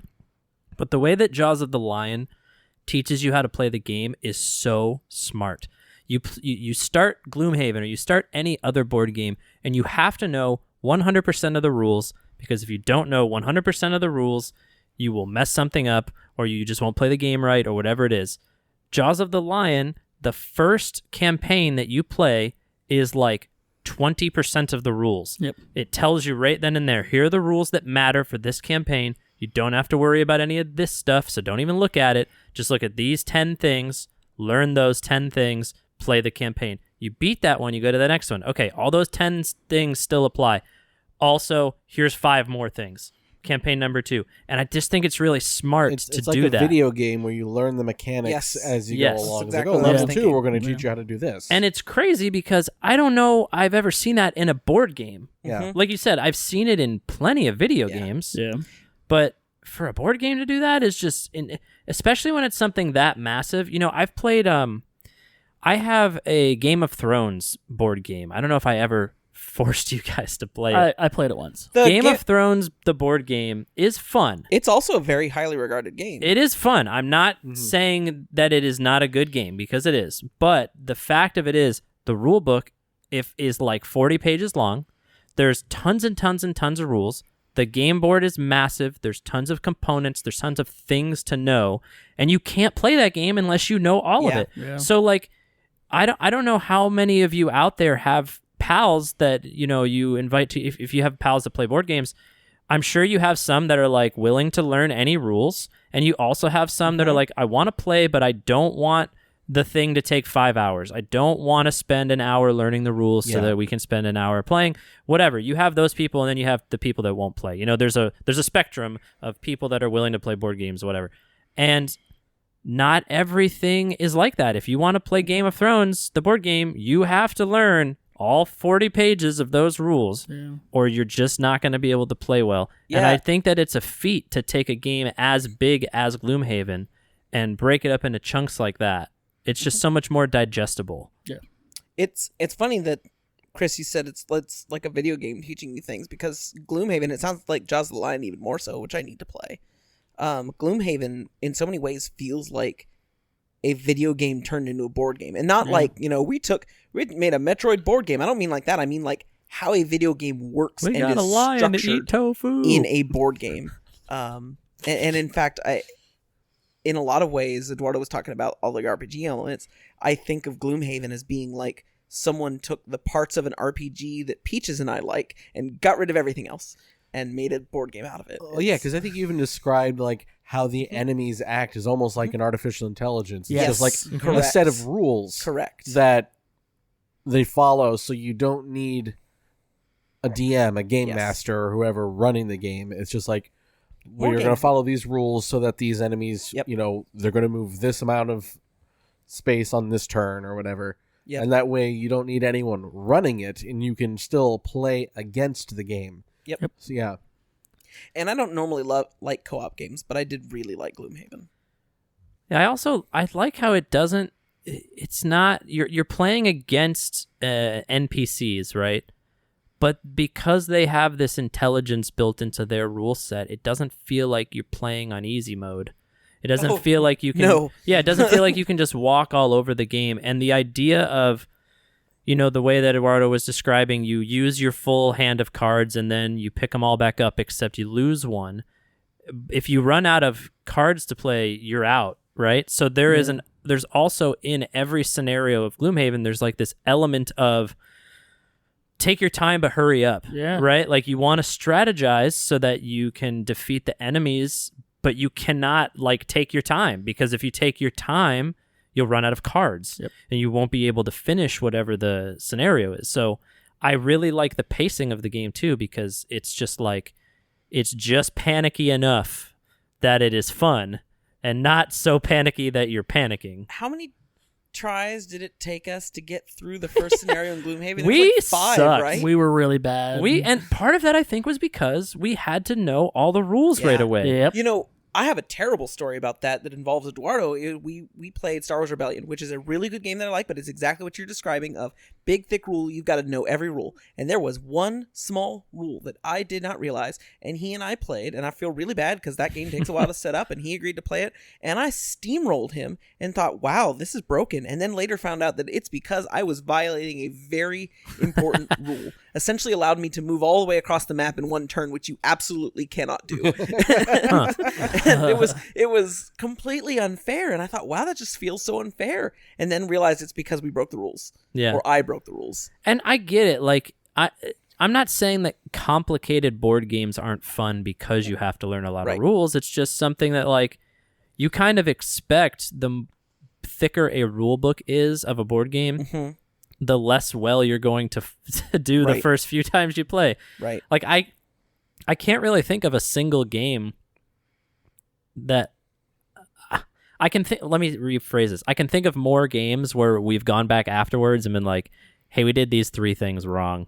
I can also say there are games where the rules are so well crafted and so easy to understand that after a round you understand. Like X-Men United, Marvel United X-Men is a really good example of a game that looks like it would be really complicated.